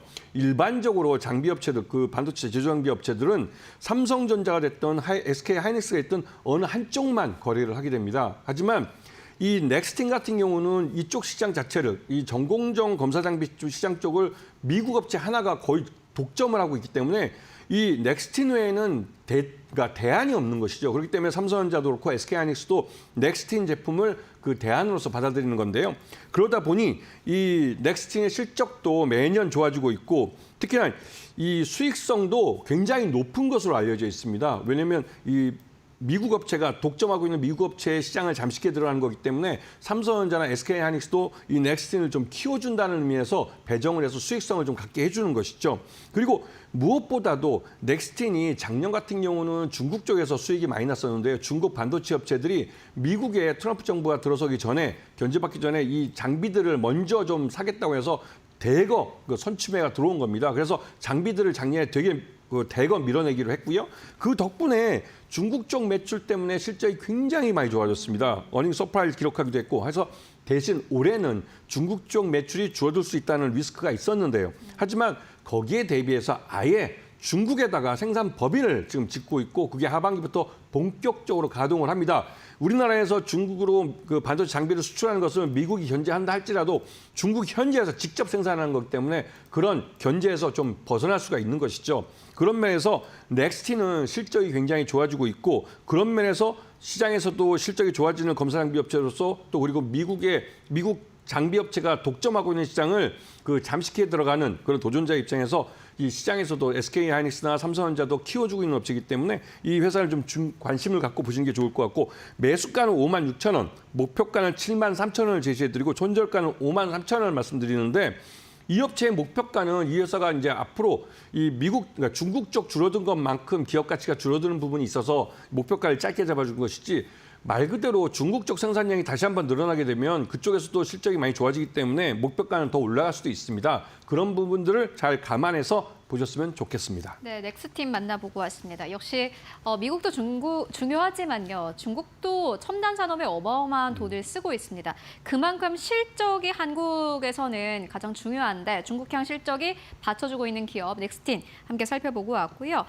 이어서 마지막 기업 아마 많은 분들 관심 가지고 계실 것 같습니다. 한화비전이고요. 오늘 약간의 조정인데 이 기업은 좋아요. 기관 수급도 계속해서 들어오고 있고 근데 주가가 너무 빠른 시간 안에 또 빨리 올라오기도 했습니다. 6거래일 전에는 4만 원대였는데 6만 원대가 터치 나왔다고 오늘은 약간의 조정. 이 기업 어떻게 보십니까? 이게 이제 한화 비전이라는 업체가 우리 옛날에 보면 그 삼성 그 카메라였나요? 그 삼성 정밀인가요? 정밀이었을 겁니다. 이름이 저도 헷갈리는데 하도 오래해서 이게 한화그룹이 인수하고 나서 이름을 바꾼 겁니다. 여러 번 기업 분할도 하고 하다 보니까 그리고 이 회사 같은 경우는 자회사인 한화 세미텍이라는 회사가 반도체 장비 업체입니다. 그 한화 세미텍이 이번에 SK 향으로 TC 본더를 만들었고 납품까지 하는데 성공을 했습니다. 실질적으로 SK 향으로 이 TC 본더는 한미 반도체라는 업체가 독점을 하고 있던 시장이에요. 그런데 그 부분을 그러니까 한화 비전의 자회사인 한화 세미텍이 치고 돌아간 것이죠. 그런 면에서 이 한화 세미텍의 실적은 앞으로 좋아질 겁니다. 그리고 TC 본더 분야에서는 한미 반도체의 실적을 잠식해 들어갈 거고요. 그리고 SK 하이닉스는 이 한화 세미텍을 이용해서 오히려 이제 자기들이 장비 그러니까 납품 받는 가격을 그러니까 한미 반도체 쪽에서 좀 싸게 하려는 그런 면도 있기 때문에 한화 세미텍의 실적은 꾸준히 좋아질 겁니다. 그런 면에서 매수가는 55,000원, 목표가는 10만 원, 손절가는 52,000원을 보시고 장기적으로 보시면 한화 비전에 대해서 긍정적으로 수익을 가져가실 수 있을 겁니다. 오늘이 58,000원대인데 사실 한화비전 같은 기업은 가격 전략을 잘 세워보시는 게 중요해 보입니다. 매수가를 55,000원대로 주셨습니다. 약간의 조정이 오면 그때가 기회다 이렇게 보시는 것 같고요. 앞으로 이 수급도 따라오는 만큼 주가를 함께 확인해 보시면 좋을 것 같습니다. 지금까지 김태원 파트너와 함께 이야기 나눠봤습니다. 말씀 고맙습니다. 감사합니다.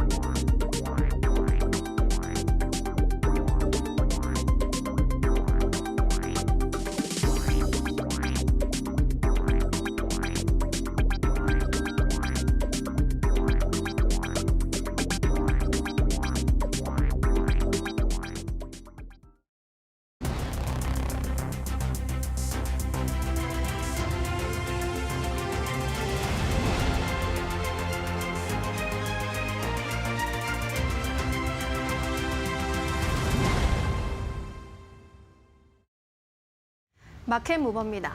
이번 주에 들어서는 코스피에서 외국인이 비교적 큰 매수 규모를 보이고 있습니다.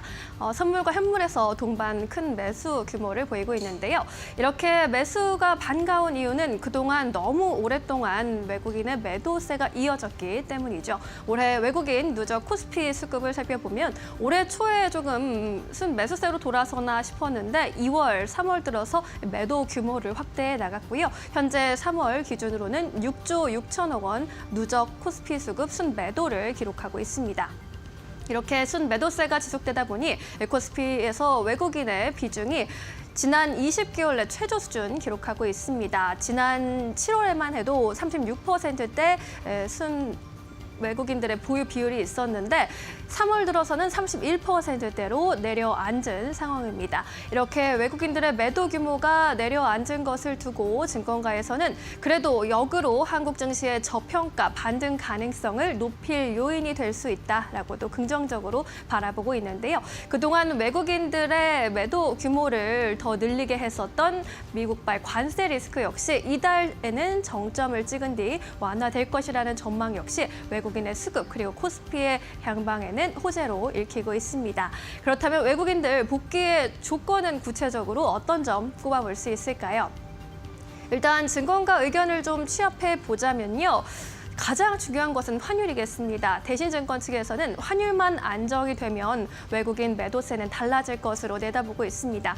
달러가 꺾이고 위안화가 안정될 경우 원화 역시 순환적 강세를 전망했는데요. 현재 달러 약세는 예견될 상황이기 때문에 위안화의 움직임과 함께 원화가 동조된다면 순환적으로 강세가 나타날 수 있을 것이란 전망입니다. 이 밖에도 미국의 물가 안정되는 상황 그리고 국내의 정치 리스크가 해소되는 점 역시 원화의 강세 반전에는 도움을 좀 줄 것으로 예상되고 있습니다. NH투자증권에서는요, 과거 사례에서도 공매도 재개에 대해서 위축됐던 외국인의 매매 비중이 회복된 적이 있다면서 공매도 재개를 가장 중요한 요인으로 보고 있습니다. 외국인의 수급이 축소보다는 비중 확대의 여력이 공매도 재개 안에서 더 클 것으로 봤고요. 앞으로 공매도 재개가 수급의 변곡점이 될 수 있을 것이라는 의견을 내놨습니다. 마지막으로 키움증권에서는 이 외국인의 국내 반도체 순매수가 시작됐다라는 점에 또 주목을 하고 있는데요. 지난 17일 기준으로 삼성전자에 대해서 외국인 4,940억 원 순매수세를 기록하기도 했습니다. 작년 11월부터 이어진 월간 순매도 행진이 드디어 종료될 수 있을까 기대감을 좀 갖는 모습 나타나고 있습니다. 총 정리를 해보면 환율 움직임에 대해서는 특히 중국 위안화의 움직임 주시해볼 필요가 있겠고요. 공매도 재개 여부 이후에 그다음에 외국인의 영향, 마지막으로 반도체로 이어지고 있는 삼성전자 향 외국인의 순매도 규모가 얼마나 더 회복될지가 관건이 될 것으로 보입니다. 앞으로 향후 흐름도 함께 지켜보시죠. 마켓무버 전해드렸습니다. 네, 이어서 오늘 시장에서 핫한 이슈와 종목들 함께 이야기 나눠보도록 하겠습니다. 오늘도 함께 해보도록 하겠습니다. 지신포의 박근호 이사 모셨습니다. 안녕하십니까? 안녕하십니까? 네, 오늘 이사님과 또 시장 이야기 해보도록 하겠습니다. 시장이 약간 어려워요, 지금. 이런 시장 속에서 어떠한 이슈를 보면 좋을까요? 오늘의 주제 공개해보도록 하겠습니다. 어제부터 핫한 기업입니다. 알테오젠인데요. 사실 어제라고 표현을 하기보다는 2024년부터 2025년까지 가장 핫한 기업 중 하나가 아닐까 싶습니다. 기술 이전 계약과 관련된 어제 뉴스가 나왔고 그 규모 자체가 굉장히 큽니다. 2조 원대. 그리고 빅파마와 또 계약을 했기 때문에 시장에서는 특허 이 소송과 관련해서 이 소송 이슈도 좀 없어지는 것이 아니냐라는 기대감 나오고 있는데요. 가장 중요한 건 주가가 아닐까 싶습니다. 보니까는 오늘 주가가 꽤 좀 변동성이 있었어요. 사실 장 초반에는 하락세가 나왔는데 현재 구간에서 1% 가까운 상승 탄력을 그대로 가지고 가고 있습니다. 이 기업 어떻게 보실까요? 어제 이제 이 뉴스로 오르긴 했는데 사실 재료의 크기에 비해서는 주가 상승률이 저도 그게 궁금하더라고요. 주주분들 입장에서는 이거 상한가 가야 되는 거 아니냐라고 생각을 많이 하셨을 것 같아요. 근데 이거를 반대로 생각을 하면 지금 알테오젠의 기술력이 뭐 워낙 이제 세계적으로 이제 그 같이 하고 싶은 빅파마들이 많기 때문에 시장에서 이렇게 생각을 했을 수도 있습니다. 좀 당연하다, 특별한 게 아니다. 이제 알테오젠이 이런 조단위의 계약을 하는 어떻게 것은 그렇게 생각할 수 있는 거죠? 그럴 수도 있다라고 좀 보고 있거든요. 그래요? 근데 물론 과거에 그 머크랑 계약을 했을 때보다는 좀 약간 작긴 한데 이게 뭐 한 번에 이제 정확한 팩트로는 1조 9,631억 정도라고 이제 보통 얘기를 하는데 계약 금액은 600억이 좀 넘는데 한 달 안에 받기로 했으니까 4월 16일 안에 이제 계약금이 한 600억 내외로 좀 들어오겠죠. 근데 이게 이제 마일스톤 이제 단계별로 받는 이제 임상 결과에 따라서 그다음에 시판을 하고 시판했을 때 어떤 그 성과에 따라서 이제 받는 최종 금액이 이제 토탈 1조 9,631억이라 일단은 저는 나쁘게 뭐 볼 필요성은 없고 오늘 좀 약간 쉬어가는 거 마이너스에서 이제 강보합권으로 돌린 것도 좋아 보이고요. 좀 약간 계약 내용 잠깐 살펴보면은 미국보다 이제 영국이 조금 더 큰 것 같더라고요. 미국 쪽에서 이제 계약금 290억, 그다음에 마일스톤이 최종적으로 이제 8,400억 정도, 그다음에 영국 쪽은 계약 금액이 좀 더 크죠. 367억. 그다음에 마일스톤이 1조가 나와서 1조 527억인데 그래서 이제 총 계약금이 1조 9,631억이 되는 거죠. 일단 뭐 그 아스트라제네카 전에 머크 그다음에 일본의 뭐 다이치 산교 이런 빅파마들과 계약을 하는 것은 뭐 알테오젠 입장에서는 너무나 좋은 거고 중요한 것은 이제 그 단계별로 받는 마일스톤이기 때문에 기존에 이제 지금 받기로 계약된 그 항암이죠. 항암제 같은 경우에 이 어떤 절차가 좀 약간 딜레이가 된다든가 근데 실질적으로 계약 내용의 기사 마무리에 보면은 계약이 해지될 수도 있다라는 내용도 좀 주석으로 덧붙인 부분도 있거든요. 근데 앞서도 이제 제일 처음에 말씀드렸듯이 어제 상승은 좀 약간 재료의 크기에 대비해서 미미한 부분. 과거에는 알테오젠이 이제 머크랑 이런 얘기 나왔을 때 상한가를 굉장히 잘 갔거든요. 하지만 그때의 어떤 시가총액과 지금은 이게 비교 대상이 아니기 때문에 사실 시가총액이 굉장히 무거워진 탓도 있다라고 보시면 될 것 같아요. 오늘 이제 흐름을 이제 제가 정리를 해보면 차트 잠깐 보면서 말씀을 좀 드려보도록 할까요? 오늘 고가 기준으로 아마 역사상 최고치를 갱신을 한 것 맞습니다. 같은데 어제 상승 후에 오늘 마이너스 났다가 이제 우호장 들어서 강박권을 끌어올리는데 이걸 이제 뭐 두 가지로 판단을 좀 할 수 있을 것 같아요. 이제 매물을 좀 받는 그러니까 매물을 받고 나서 이제 매도가 안 나오면은 이제 더 이상 이제 주가 하락을 막고 이제 끌어올리는 듯한 느낌을 주는 거고 아니면 어제 상승을 이어가지 못한다라고 하면은 매수세가 그렇게 세지는 않다. 두 가지로 이제 판단할 수가 있는데 저는 오늘 흐름을 봤을 때 저한테 판단을 내리라고 하면은 일단 어제 급등에 관련돼서 어떤 어느 정도 차익 신호는 나올 수밖에 없는 상황이거든요. 그걸 이제 받고서 나름대로 좀 약간 계단식 상승을 좀 예상을 한다. 일단 기관 수급이 그동안에 작년 말부터 굉장히 안 좋았던 부분들이 있기 때문에 일단 메이저 수치가 좀 약간 들어와준다라고 하면은 뭐 일단 뭐 어제 상승분이 오늘 이어지지 못한다라고 해도 좀 뭐 서운하거나 섭섭할 필요는 없을 것 같습니다. 네.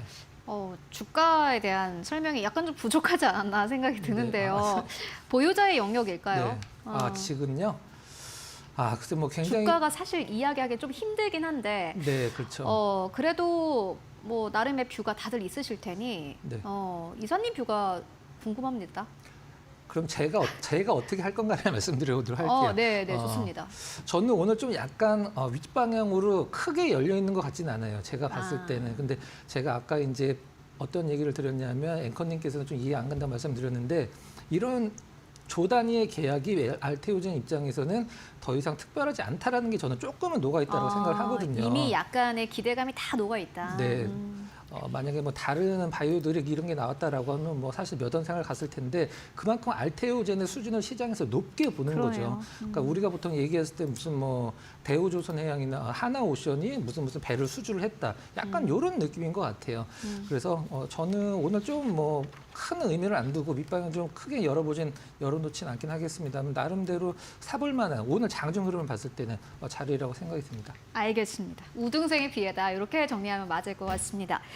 다만 또 이제 알테오젠과 관련해서 유명한 애널리스트인 엄민영2 연구원은요. 할로자인과 특허 분쟁 이슈가 완전히 해소됐다 이렇게까지 표현을 합니다. 여러분들 앞으로 알테오젠의 주가를 함께 확인해 보시면 좋을 것 같습니다. 그렇다면 오늘 시장에서 또 주목할 만한 이슈들 어떤 것들이 있을까요? 이어서 신민용 앵커가 전해드립니다. 네, 국내 증시 대표 성장주인 네이버와 카카오의 주가가 올해 들어서 회복 조짐을 보이고 있습니다. 지난해 내내 어지러운 주가 상황을 겪어왔던 것에 비교하면 정말 괜찮은 수준인데요. 이렇게 주가가 회복 조짐을 보이고 있는 가운데 올해는 특히나 나쁘지 않다라는 증권가의 전망이 나왔습니다. 주가 부양 포인트 어떤 점들이 있는지 짚어보도록 하겠습니다.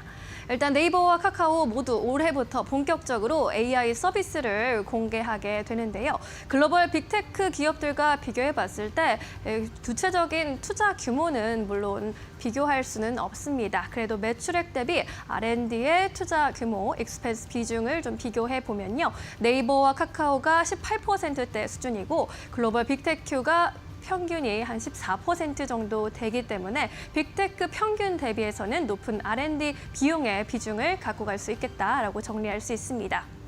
이뿐만 아니라 현재 국내에서는 핵심 사업에서 모두 압도적인 점유율을 가지고 있죠. 국내 유저들에 대한 방대한 데이터마저 보유하고 있기 때문에 이번에 이를 기반으로 AI 서비스를 잘 구현해낼 수 있지 않을까라는 기대감 증권가에서는 표출을 하고 있습니다. 특히 SK증권에서는요. 인터넷 업종에 대해서 비중 확대 의견을 제시하고 있는데요. 각 기업별로는 어떤 의견 나오고 있는지 살펴보도록 하겠습니다. 먼저 네이버에 대해서 생각보다 큰 커머스 수수료 개편효가 기대해 볼 수 있겠다라고 얘기했습니다. 지난 3월 12일에 AI 기반의 개인 맞춤형 쇼핑 서비스 플러스 스토어를 별도 앱으로 출시한 바 있는데요. 여기에서의 AI 접목 효과가 앞으로 주가의 모멘텀이 될 것이라는 평가입니다. 여기에 더해서 6월 2일에는 수수료율 개편을 발표할 예정인데요. 이 개편에 따른 매출 증가 효과가 클 것이라는 입장입니다. 하반기에는 약 1,600억 원에 달할 것으로 예상을 했고요. 배송 경쟁력도 강화해 나가면서 이에 따른 카테고리 확장 효과로 온 플랫폼의 거래액 증가 속도가 작년보다 더욱 가팔라질 것으로 봤습니다. 거래액 증가율, 성장률이 올해 하반기에는 무려 10%를 넘어서면서 두 자릿수의 성장이 가능할 것으로 봤고요. 이에 따라 커머스 부문의 실적 추정치 높여잡으면서 목표 주가 역시 27만 원에서 30만 원으로 11% 상향 조정했습니다. 카카오에 대해서도 대체적으로 긍정적인 의견 제시하고 있습니다. 웰메이드 AI 서비스 구현이 올해 가장 큰 과제다라고 표현했는데요. 올해 연내에 AI 메이트, 카나나, AI 에이전트까지 줄줄이 공개를 앞두고 있는 카카오입니다. 특히 가장 기대감을 모으고 있는 것은 샘 올트먼의 방안도 있었죠. 오픈 AI 협력인데요. 이를 통해 개발되는 한국형 AI 에이전트입니다. 글로벌 빅테크 기업들과의 AI와 비교를 해봤을 때 알리바바와 메타의 것과 유사하지 않을까라는 전망을 좀 내놓았는데요. 알리바바와는 별도의 AI 앱을 통해서 그룹 생태계 내 서비스를 연계한다라는 점에서 유사할 것으로 바라봤고요. 메타의 것과는 메신저에 개인화된 디지털 비서를 적용해서 소통을 더 원활하게 했다라는 점에 주목을 하고 있습니다. 앞으로 이런 앱들을 출시 별도 하게 되면서 앱의 체류 시간을 증가하게 하는 데 성공한다면 그동안 있었던 카카오에 대한 챌린지가 도전했던 점들이 해소될 것이다라고 이야기를 했습니다. 목표 주가는 지난 2월에 약 한 달 전에 제시했던 5만 3천 원 선인데요. 여전히 유지하겠다라고 이야기를 했습니다. 현재 주가 대비해서는 약 21%대 상승 여력이 있다고 바라보고 있고요. 하반기가 더 느낌이 좋다라고 바라보고 있습니다. 올해는 정말 더 좋은 주가 흐름 이어갈 수 있을까요? 그동안 내실을 쌓아온 이 두 회사의 주가 흐름 기대해 보도록 하겠습니다. 마켓무버 전해드렸습니다. 네, 이어서 오늘 시장에서 움직이고 있는 기업들 하나하나 살펴보도록 하겠습니다. 오늘 박근호 이사님께서 첫 번째 기업으로 현대모비스를 가져오셨어요. 오늘 1.5% 상승, 26만 원대에서 거래가 되고 있는데 현대랑 기아도 아니고 현대모비스 네. 보시는 이유 있으실까요? 현대모비스가 지금 굉장히 좋은 그 수주를 앞두고 있는 상황이거든요. 그 부분에 대해서 좀 설명을 좀 드려보도록 하겠습니다. 일단 현대모비스 말고 현대차랑 GM이랑 지금 업무 협약을 굉장히 긴밀하게 하고 있는 거는 이제 뉴스를 통해서 많이 전해졌는데 지금 현대모비스 관련돼서 굉장히 좀 중요한 수주가 좀 기다리고 있는 상황입니다. 된다 안 된다라는 얘기보다는 언제냐라는 얘기가 이제 나올 정도로 거의 이제 확정이 된 것 같은데 일단 GM 쪽에서 인포테인먼트를 현대모비스에 이제 발주를 할 것이다라는 얘기가 굉장히 좀 많이 나오고 있는 상황이에요. 일단 현대모비스에서는 굉장히 큰 수주다라고 밝히고 있는데 보통 이 정도 기업에서 이제 굉장히 큰 수주다라는 것은 이제 뭐 몇백억, 몇천억이 아니라 이제 조 단위 수주가 될 것으로 시장은 내다보고 있는 상황이고 그것과 맞서서 이제 앞서서 좀 약간 주가가 최근에 좀 반등을 주고 있는 상황인데 가장 좀 고무적인 부분이라고 얘기를 해야 될 건 이제 현대차와의 주가가 이제 완전히 좀 커플링이 깨졌다라고 보는 게 맞을 것 같아요. 일단 현대모비스 입장에서는 뭐 현대차 주가를 이제 추종하기보다는 나름 자체 탄력으로 움직인다라고 보시면 될 것 같은데 아무래도 이제 캡티브 매출, 이제 보통 캡티브 매출은 이제 그 관계사 매출을 얘기를 하는 건데 관계사 매출이 거의 90% 가까이 되기 때문에 현대모비스 입장에서는 현재 10% 그러니까 현대, 기아차를 제외한 다른 완성차 업체들과의 어떤 그 수주를 좀 늘리는 게 가장 급선무거든요. 근데 앞서서 이제 현대모비스 측에서도 밝힌 부분이 2030년까지 일단 그 논캡티브 매출, 그러니까 현대, 기아를 제외한 매출처를 40%까지 늘리겠다라고 이제 발표를 했거든요. 물론 뭐 늘리겠다라고 해서 늘어나는 건 아니긴 합니다만은 뭐 그런 부분들이 일단 현대모비스의 주가를 한 단계 레벨시킬 수 있는 부분이라고 생각을 하고 있고요. 일단 뭐 모듈 부분, AS 부분이 이제 가장 큰 매출이고 모듈이 이제 한 80%, 그다음에 AS 부분 부품이죠. 이제 우리가 고장 났을 때 바꾸는 그런 부분이 20%인데 이 AS 부분이 상당히 좀 영업이익률이 높아요. 자동차 기업들 중에서 우리가 보통 어떤 자동차 부품사들을 봤을 때 조 단위 매출이 나오는데 시가총액이 2천억, 3천억 되는 기업들이 있거든요. 그 기업들의 실적을 보면 영업이익률이 1%가 채 안 되는 기업들이 굉장히 많습니다. 그리고 자동차 부품사들은 전통적으로 그 부채율이 상당히 높죠. 근데 현대모비스 같은 경우는 나름대로 영업이익률도 상당히 괜찮은 편이고 일단은 미주, 유럽 동시에 이제 성장을 하고 있다는 점이 좀 긍정적으로 보시면 될 것 같고요. 작년서부터 이제 현대모비스의 주가를 가장 크게 레벨시킬 수 있는 것은 실적보다 이제 주주 환원책이라고 이제 시장에서 많이 회자가 되고 있는데 일단 자사주 매입이 작년보다 2배 정도 늘어난다라는 부분 참고를 하시면 될 것 같고요. 잠깐 주가를 체크를 해보도록 하겠습니다. 현대차 주가를 좀 먼저 봐보도록 할까요?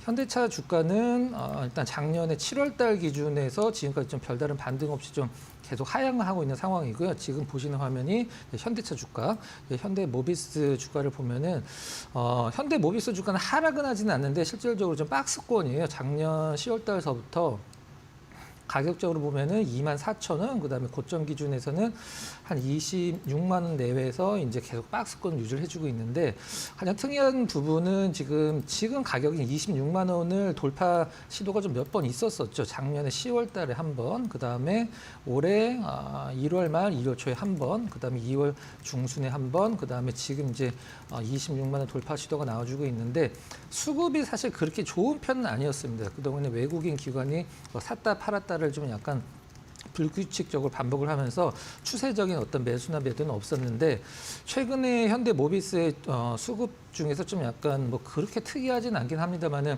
외국인 기관이 이제 어제 오늘 연속으로 이제 동시 순매수가 들어와 주고 있다라는 점은 뭐 참고할 만한 부분이다 이렇게 보시면 될 것 같습니다. 네, 연속성은 확인을 해보셔야 될 것 같습니다. 이어서 두 번째 기업 바로 만나볼게요. 카카오뱅크입니다. 최근에 카카오 계열사들 그리고 카카오 자체에 대한 좀 기대감이 커지고 있는 상황 속에서 기관 수급도 괜찮고 외국인 수급이 괜찮네요. 카카오뱅크는. 어떻게 보세요? 일단 오늘 조정은 사실 뭐 자체적인 모멘텀이라기보다는 시장에 영향이 좀 있지 않나라고 판단을 해서 이제 카카오뱅크를 좀 보자라고 말씀을 드렸는데 최근에 이제 이 인터넷 은행 이제 3사죠. 이제 카카오, 토스, 이제 K뱅크 실적이 이제 굉장히 좀 많이 나왔었는데 역대 최고 실적을 좀 갱신했다라고 그래요. 카카오뱅크가 지금 우리나라에서 월간 활용자 수 기준으로 전체 은행에서 1등이거든요. 근데 월간 활용자 수 기준에서 이제 1,971만 명이 쓰고 있다라고 하는데 20, 30대는 뭐 한 80% 정도를 쓰고 있다라고 그래요. 일단 고객 수는 2,500만 명이 좀 안 되긴 하는데 가장 좀 긍정적인 부분은 연체율이 지금 시중 은행들 대비해서 좀 굉장히 좀 낮죠. 이제 가장 최근에 발표된 거 기준으로 0.48%면은 굉장히 연체율이 낮은 편인데 사실 카카오뱅크에 막 이렇게 고액 자산가들이 막 이렇게 뭐 몇 억씩 그 돈을 예치를 해서 쓰시는 분들은 제가 봤을 때 그렇게 많지는 않거든요. 그리고 MZ 세대들 위주로 이제 대부분 카카오뱅크, 토스 이런 식으로 이제 인터넷 은행 좀 쓰기 시작하는데 카카오뱅크가 작년에 사실 실질적으로 역대 최고 실적을 기록을 하긴 했습니다만은 이제 이자 수익이나 이런 것들보다도 일단 플랫폼에서의 광고, 그다음에 대출 비교 서비스 이런 것들이 상당히 좀 약간 분발을 많이 한 상황이에요. 근데 카카오뱅크가 그동안 안 하고 있던 것을 올해 이제 하겠다라고 발표를 한 게 뭐냐면 주택 담보 대출 비교를 이제 하겠다라고 얘기를 했거든요. 이 부분이 사실 단위가 크기 때문에 수수료적인 측면에서 좀 약간 도움이 많이 될 것 같고, 그동안에 이제 카카오 하면은 시장에서 가장 좀 약간 문제시 됐던 게 국내에 한정된 기업이 아니냐라고 보통 얘기를 했었거든요. 웹툰을 제외를 한다라고 하면은. 근데 카카오뱅크 같은 경우는 인도네시아에 이제 인터넷 뱅크를 이제 진출했는데 슈퍼뱅크라고 이제 명명이 되어 있는데 출범 5개월 만에 한 250만 명 정도 고객을 좀 모집을 했다라고 그래요. 이런 부분들도 상당히 좀 긍정적인 부분이 아닐까라는 생각을 하고 있습니다. 다만 한 가지 좀 약간 뭐 아쉬운 부분인데 사실 시장에서 모르는 사람은 없는데 뭐 주가는 나쁘진 않죠. 어떤 거냐면 이제 금리 인하 기조에서 은행들의 어떤 수익성 저하가 좀 우려가 된다. 이건 너무 뻔하긴 한데 뭐 나름대로 지금 카카오뱅크가 분발하고 있는 부분들이 좀 광고라든가 아니면 이제 대출 비교 서비스이기 때문에 나름대로 시장에서는 뭐 이렇게 금리 인하에 대해서 은행권들에 대해서 좀 약간은 좀 안 좋은 뉘앙스도 나오긴 합니다만은 카카오뱅크는 나름대로 그거에 대해서 크게 영향이 없다. 사실 그리고 우리가 보통 은행들이 대출을 해줄 때 사실 은행 돈으로 뭐 하는 것보다도 이제 은행채를 발행을 해서 조달 비용도 들거든요. 근데 은행채 금리가 작년 말이랑 올해 초에 굉장히 높았었는데 조금씩 좀 약간 하향 안정화되고 있는 상황이에요. 그 부분도 염두에 두시고 차트 한번 잠깐 볼까요? 네.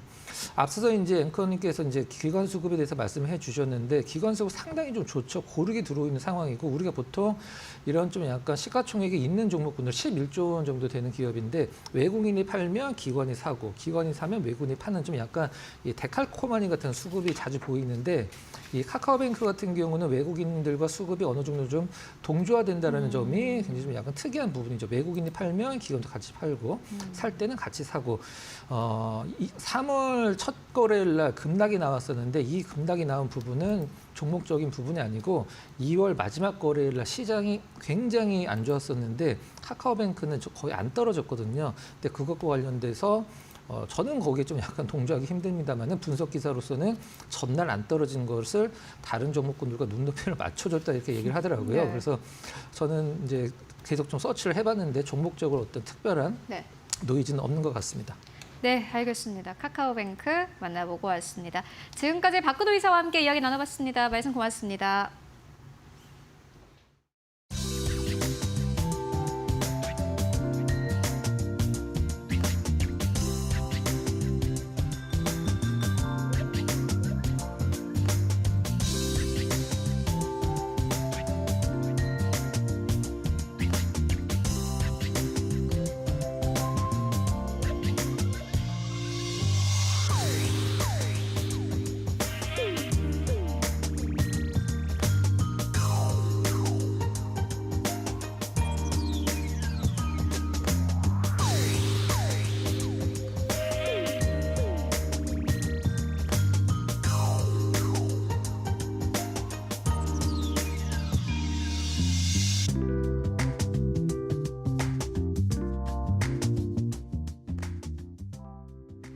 네, 마감 전략 세워보도록 하겠습니다. SK증권 이천 PB센터로 가보도록 하겠습니다. 서영훈 차장 연결되어 있습니다. 안녕하십니까? 네, 안녕하세요. 네, 차장님 오늘 시장 마감 상황 어떻게 분석하고 계십니까? 네, 오늘은 뭐 어저께 전일 코스피 지수가 상당히 좀 강하게 상승하면서 2,600선을 좀 돌파를 시켰고 오늘도 2,600선 위에서 좀 머무르면서 좀 숨고르기 장세가 이어졌다라고 좀 볼 수 있겠습니다. 그렇기 때문에 장 초반에는 훨씬 좀 강한 흐름들이 보여졌지만 상승폭을 좀 소폭은 좀 반납하는 모습이 나타나줬고 하지만 그럼에도 불구하고 2,600선 위에서 좀 머물렀다라는 점에서는 좀 긍정적인 흐름이지 않을까라고 볼 수 있겠습니다. 특히나 수급적인 흐름들에서 오늘 외국인들이 코스피 쪽에서 4,300억 가량 매수가 좀 들어왔다라는 점도 좀 긍정적인 흐름이라고 볼 수 있겠고요. 선물 역시 좀 작은 수량이지만 매수 들어오는 모습들이 나타나줬습니다. 이로 인해서 2,600선에 대한 지지대 형성은 좀 만들어질 수 있을 것으로 예상이 좀 되고 있고, 전반적으로 종목들에 대한 움직임들의 탄력들도 지난주보다는 훨씬 더 좀 나아지는 모습들을 좀 보이면서 등락을 좀 보였다라고 좀 볼 수 있겠습니다. 특히나 오늘 조선소 이슈로 인해서 하나그룹주들이 좀 강세를 보였고, 거기에 따라 조선주들도 함께 좀 동반해서 강세를 보였다라는 점이 좀 특징이라고 좀 볼 수 있겠고, 전체적으로 업종별 순환매가 잘 이어졌다라고 좀 볼 수가 있겠습니다. 네, 그렇다면 오늘 시장에서 보시는 기업 있으실까요? 네, 오늘 제가 관심 있게 보고 있는 종목은 좀 대한전선 좀 보고 있습니다. 대한전선의 경우에는 제가 계속해서 좀 강조를 해드렸던 종목인데요. 최근 들어서 좀 강한 시세를 좀 보여주고 있는 상황이 나타나주고 있습니다. 대한전선 같은 경우에 이제 해적 케이블 쪽에 대한 부분들의 생산 확대가 좀 기대가 되고 있는 상황인데, 현재 이 공장에 대한 준공도 완료가 될 것으로 예상이 되고 있기 때문에 캐파가 좀 넓어질 수 있을 것으로 예상이 좀 되고 있는 상황입니다. 그리고 최근 들어서 좀 LS 전선과 지속적인 좀 법정 간의 좀 다툼이 있는 상황 속에서 호반그룹이 LS 지분을 좀 인수함으로써 소송에 있어서 유리한 상황을 좀 확보하고 가고 있다라는 점들도 얘기가 나오고 있고, 영국 내셔널그리드와 최근 케이블 공급 계약 체결도 맺으면서 25년도 성장에 대한 기대감이 좀 반영되고 있다라는 점을 감안해 보신다라면 좀 관심 있게 살펴보시면 좋지 않을까 싶습니다. 네, 대한전선 계속해서 보자라는 의견으로 정리해보고 가도록 하겠습니다. 말씀 고맙습니다. 네, 감사합니다. 네, 장 마감 동시효과 구간에 들어와 있습니다. 마감의 기술 함께 하실 시간입니다. SCTV 이민 전문가 모셨습니다. 어서 오세요. 네, 안녕하세요. 네, 안녕하세요. 코스피가 장 막판 들어서 상승폭이 많이 둔화된 모습입니다. 오늘 시장 어떻게 읽어보셨을까요? 말씀하신 대로 오늘은 전강 후약에 상당히 좀 이런 날이 제일 기분이 좀 안 좋아요. 초반에 힘을 확 밀어냈다가 네. 마지막에 확 밀어버리는데, 저는 오늘 오전 상승이 조금 어떻게 보면 좀 이상하게 느껴졌습니다. 갭 상승을 띄우면서 코스피가 상당히 상승을 해줬는데요. 조금 부담스러운 상승이 아닐까라는 생각을 했는데, 오히려 어떻게 들리실지 모르겠지만 오늘처럼 좀 조정을 하러 받아가는 게 오히려 앞으로의 2보 전진을 위해서 1보 정도 후퇴한다라는 느낌? 후퇴도 아니죠. 그냥 제자리 뛰기를 잠깐 하는 그런 느낌으로 보시면 될 것 같습니다. 일단은 삼성전자 같은 경우는 어저께 5% 가까이, 거의 상한가라고 시장에서 많이 얘기를 하고 있는데, 5% 가까이 올라가면서 시장을 2,600까지 끌어올려줬어요. 현재 끌어올려준 상태에서 오늘은 현재 2,610포인트는 좀 깰 것 같습니다. 그래서 지금 시장 보는 뷰는 아마도 3월 초반, 2월 마지막 주 정도에 드렸던 2,620포인트에서 2,520포인트 단기 박스권이다라는 게 거의 맞아 떨어질 거예요. 왜냐하면 요거를 이 박스권을 뚫고 올라가려면 삼성전자의 급등이나 어제처럼 삼성전자가 시장을 끌어주는 느낌이 나야 되는데, 오늘은 우리 시장이 안 좋아서 전강 후약이 나온 게 아니라, 우리가 냉철하게 미국 시장을 살펴보면요, 미국 시장도 플러스권으로 끝나긴 했어요. 근데 M7이라고 불리는 테슬라, 엔비디아, 아마존, 구글 이런 이 기술주들이 다 떨어졌거든요. 그런데도 나머지 소형주들이 올라가다 보니까 전체적인 지수가 좀 좋아졌던 것뿐이지, 우리나라 시장은 어떻게 보면 미국의 빅테크 기업이라고 불리는 M7 종목들이 좀 뒷받침이 돼줘야 어제처럼 올라가 준다라고 생각을 하고요. 그러면은 이제 삼성전자의 강세가 끝났냐라고 생각하시는 분들이 있을 텐데, 그건 아니라고 봅니다. 삼성전자는 더 이상의 가격에서 떨어지기는 정말 쉽지 않아요. 그래서 지금 가격도 충분히 좀 우리가 트라이 좀 해볼 만한 가격이라고 보여지고, 여기서 이제 GTC라는 그 엔비디아 GPU 컨소시엄 그거에 대한 퍼포먼스가 좀 나올 수가 있는데, 아직은 엔비디아에 대한 HBM의 어떠한 퍼포먼스가 나와주진 않기 때문에 그냥 삼성전자는 가격적인 메리트가 있다. 그냥 가격 자체가 싸다라는 거를 여러분들이 받아들이시면 될 것 같습니다. 오늘은 코스피 대비해서 코스닥이 조금 더 움직임이 좋아 보여요. 왜냐하면 코스피는 1% 가까이 상승했다가 지금 마이너스로 돌아서는 구간이고, 코스닥은 오히려 코스피보다 좀 이런 식으로 떨어졌다가, 지금 화면 나오고 있죠? 이런 식으로 떨어졌다가 위쪽으로 다시 상승해주는 그런 흐름을 보여주고 있다라고 보시면 되는데, 실망을 하지 않으셔도 되는 게 뭐냐면요. 일단 코스피의 일봉으로 좀 넘어가 보자면, 제가 지금 네모칸 쳐드리는 게 3월달 일봉입니다. 보시면요, 오늘 음봉이 나온 건 좀 아쉽지만 이날 완전히 급락이 나온 날, 요 날 빼고는 나머지 날은 다 양봉이 나왔다라는 거예요. 그러면 결국에는 2월 달에 이 올라갔었던 2650포인트까지 과연 올라갈 수 있냐 없냐는 추후의 문제지만 일단은 우리가 냉철하게 판단을 하자면 이 자리에서는 지금 단기 박스권으로 봐야 되는 게 맞다라고 보여집니다. 왜냐하면 우리나라만의 지금 약간 국내적 정치 리스크도 아직 존재해 있기 때문에 저는 2월 달에 요 상승이 요 위쪽으로의 상승은 약간은 오버플레이가 아닐까라고 생각하는데 역시나 3월 되자마자 이런 식으로 떨어뜨려 놨거든요. 그래서 지금은 2620포인트 요 위쪽 라인에서는 웬만하면 수익이 나신 종목은 수익 실현하신 게 맞고요. 그러다가 주가가 다시 밑으로 완벽하게 뭐 제 말대로 되지는 않겠지만 밑으로 2520포인트 정도까지 내려오면 우리가 위에서 팔았던 현금을 다시 밑에서 투입하는 그런 약간은 좀 민첩한 시장 대응이 분명히 필요한 시기가 아닐까라는 생각이 들고 오늘은 이제 올라간 섹터는 딱 하나밖에 없습니다. 거의 철강, 강관 뭐 이쪽이 좀 올라갔고 네. 그거에 따라서 조선업이 좀 올라갔는데 역시나 안덕근 산업통상부 장관이 미국의 LNG 사업에 대해서 상담을 하러 들어갔다 뭐 이런 얘기가 나오면서 아마 이번 주말이나 다음 주 초에 방미를 하는 것 같아요. 그래서 그거에 따라서 강관 쪽이 좀 올라간 거 말고는 오늘 하루 정도는 조금 속상하실 수는 있겠지만 하루 정도는 좀 쉬어가는 장세가 되지 않았나 그렇게 정리해드리면 될 것 같습니다. 네. 오늘은 시장 좀 쉬어갈 수밖에 없었던 것 같습니다. 앞으로 이 삼성전자의 향방이 또 코스피 흐름에 크리티컬할 것이기 때문에 잘 살펴보셔야 할 것 같고요. 지수별로 민첩한 대응이 필요하다. 어떻게 대응하는 게 좋을지도 자세히 설명드렸습니다. 코스피의 경우에는요. 현재 구간 강보합권에서 움직이고 있습니다. 오늘 장 초반 대비해서는 탄력 많이 떨어졌지만 그래도 플러스권 유지해 주려는 모습입니다. 2613.35포인트 지나가고 있습니다. 코스닥의 경우에도 동반 강보합권의 흐름 나타내고 있습니다. 오늘 장중에 그래도 출렁임이 좀 컸다고 볼 수 있을 것 같은데 이렇게 그대로 플러스권에서 마감할 수 있기를 좀 기대해 봐야 할 것 같고요. 코스피 200 역시 약보합 보합권에서 등락을 거듭하는 모습입니다. 오늘 코스피 수급이 그래도 양호하게 전거래일에 이어서 오늘도 외국인 수급이 유입이 됐죠. 4,300억 원 이상의 매수 우위 포착이 됐고요. 기관도 소폭이지만 매수에 동참했습니다. 개인 나홀로 매도 우위였습니다. 코스닥 시장에서 외국인과 기관이 이틀째 매도 우위 이어갔습니다. 개인이 나홀로 순매수세 나타냈습니다. 우리 시장 마감합니다.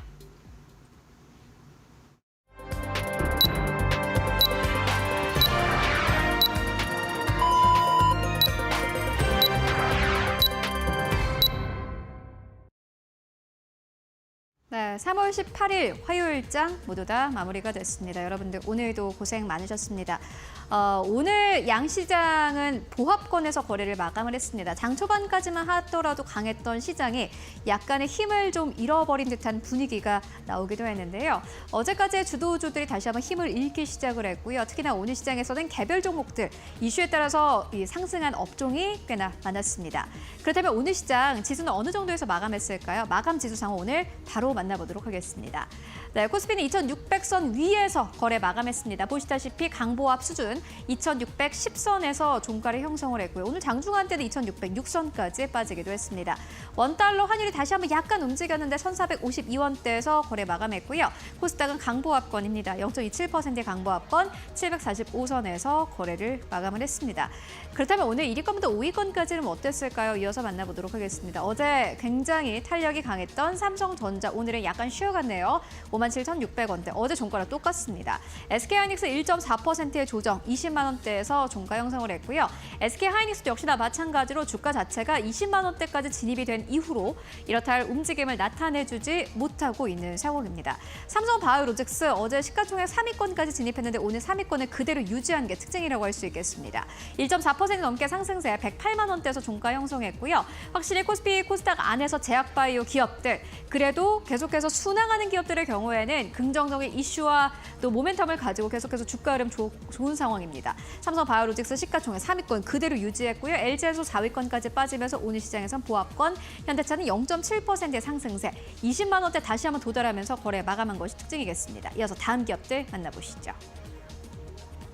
네, 6위권부터 10위권까지 기아가 좀 빠졌는데 2% 넘게 하락세, 다만 양봉으로 거래 마감했고요. 96,000원대에서 종가 형성했습니다. 하나 에어로스페이스는 오늘도 올랐습니다. 1% 넘게 강세.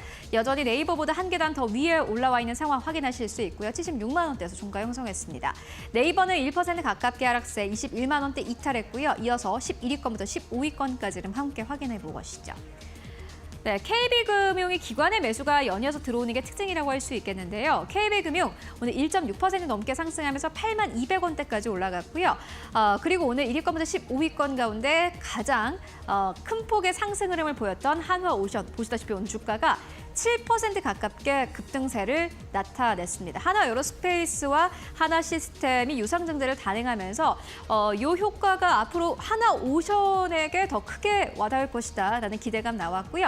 이에 따라서 그래도 주가에 대한 부담감이 좀 덜한 하나오션 쪽으로 오늘 시장에서 거래대금이 크게 실리기도 했습니다. 현대모비스 1.7% 넘게 상승세 26만 원대에서 종가 형성했고요. 이어서 코스닥 분위기 함께 확인해 보시죠. 코스닥 1위권부터 5위권까지 일제히 상승하면서 거래 마감했는데 알테오젠 어제 두 자릿수 이상의 급등 후로 오늘 시장에서 1% 가깝게 상승세 44만 원대에서 종가 형성했습니다. 오늘 또 45만 원대 위로 올라가면서 다시 한번 신고가를 경신한 것이 특징이겠고요. 에코프로 BM은 강보합권, 에코프로도 강보합권. 어제 급등 이후로 오늘 HLB 같은 경우에는 약간의 숨고르기. 다만 방향성 자체는 그대로 상승으로 가져갔습니다. 1.4% 넘게 상승세 76,700원대 종가 형성했고요. 레인보우 로보틱스도 역시나 마찬가지로 오늘 시장에서 상승 탄력을 보였습니다. 1% 넘게 상승하면서 31만 원대에서 32만 원대까지 진입하면서 거래 마감했습니다. 이어서 6위권부터 10위권까지를 함께 만나보시죠. 자, 6위권부터 10위권까지 휴젤도 1.3% 넘게 상승, 클래시스 0.6% 상승, 파마리서치 0.7% 넘게 상승하면서 오늘 거래를 마감을 했고 삼천당제약 다만 약간의 조정이었고요. 리가켄바이오도 1% 넘게 조정받으면서 약간 조정받으면서 거래를 마감했습니다. 네, 지금까지 코스피 코스닥 마감 상황 함께 살펴보고 왔습니다. 네, 오늘 업종별로 보면요. 조선, 건설, 철강 등 이렇게 확실한 모멘텀이 있는 업종의 강세가 이어졌습니다. 제약 바이오 쪽도 양호한 흐름 이어지고 있는데요. 이슈가 좀 복잡하게 많이 나오고 있습니다. 종목별 주가에도 영향을 좀 많이 주고 있는데 이번 주 이 시점에서 어떤 전략 유효할지 계속 이야기 나눠보죠. 전문가님, 내일장 어떤 전략을 좀 챙겨보는 게 좋을지 조언해 주신다면요. 일단은 이번 주에 조금 굵직굵직한 애들이 많은데 아마도 우리가 집중해야 될 건 FOMC 회의 쪽이 아닐까 싶습니다. 슈퍼 금리 위크라고 불리는데요. 이게 참 아이러니하게도 이번 주에 미국, 영국, 중국, 일본의 BOJ까지 금리 결정에 따른 이 회의가 이번 주에 다 개최가 됩니다. 물론 뭐 BOJ도 중요하고 영국, 중국의 지준율 다 중요하긴 한데 우리나라에 가장 영향을 많이 끼치는 건 FOMC 회의가 아닐까라는 생각이 들고요. FOMC 회의가 중요한 이유는 이번에 금리를 인하하겠다, 인상하겠다, 동결하겠다 이거는 크게 중요하진 않은 것 같아요. 이미 시장에서는 FOMC 회의에 대해서 기대감은 없습니다. 이번에는 금리 동결을 거의 97% 확률로 확실하다라는 시장의 결말이 나오고 있기 때문에 제가 봤을 때도 금리 동결이 얘기가 나올 것 같고 다만 FOMC 회의에서 가장 중요한 점은 뭐냐? 금리가 동결을 발표를 하면서 말하는 게 이제 점도표라는 게 나오거든요. 그 점도표라는 건 앞으로의 금리를 예측치를 이제 금리가 내려갔으면 좋겠다 이렇게 점을 찍는다든지 아니면 경기가 계속해서 물가가 올라가니까 금리를 올려야겠다 위쪽으로 점을 찍는다든지 거기에 따라서 이제 위원들의 숫자에 따라서 앞으로의 금리 방향이 결정이 되는데 그거에 점도표가 나온다는 건 상당히 중요하다라고 보여지고요. 현재 시장에서 미국의 FOMC 금리 인하 횟수가 최대 2회 정도로 예측을 하고 있습니다. 그래서 이번 점도표의 결과에 따라서 어떻게 나오는지 꼭 지켜봐야 되는데 만약에 점도표가 좀 금리 인하 쪽으로 안 찍혀 있고 금리 인하 1회 정도로 찍혀 있다 그러면 시장에서 아마 충격을 받을 거예요. 야, 금리가 이번에 올해 한 해 1회밖에 안 내려가면 시장 충격인데 라고 하고 만약에 또 반대 방향으로 금리가 3회 이상으로 또 찍힌다. 금리 인하가. 그래도 시장에서는 충격을 받을 겁니다. 경기가 위축되는 거 아니야? 인플레이션 오는 거 아니야? 이렇게 생각할 수가 있거든요. 그만큼 현재 시장에서는 물가의 안정, 그러니까 물가의 상승과 경기 침체 공포가 공존하고 있기 때문에 이번 FOMC에서의 점도표에 대해서는 꼭 여러분들 집중을 해주셨으면 좋겠고요. 그 다음에는 이번 주에 또 굉장히 좀 굵직굵직한 이슈죠. 이건 국내 이슈인데 HLB의 간암 신약의 FDA 승인 절차가 마지막으로 남아 있습니다. HLB 참 말도 많고 탈도 많은 종목이긴 한데요.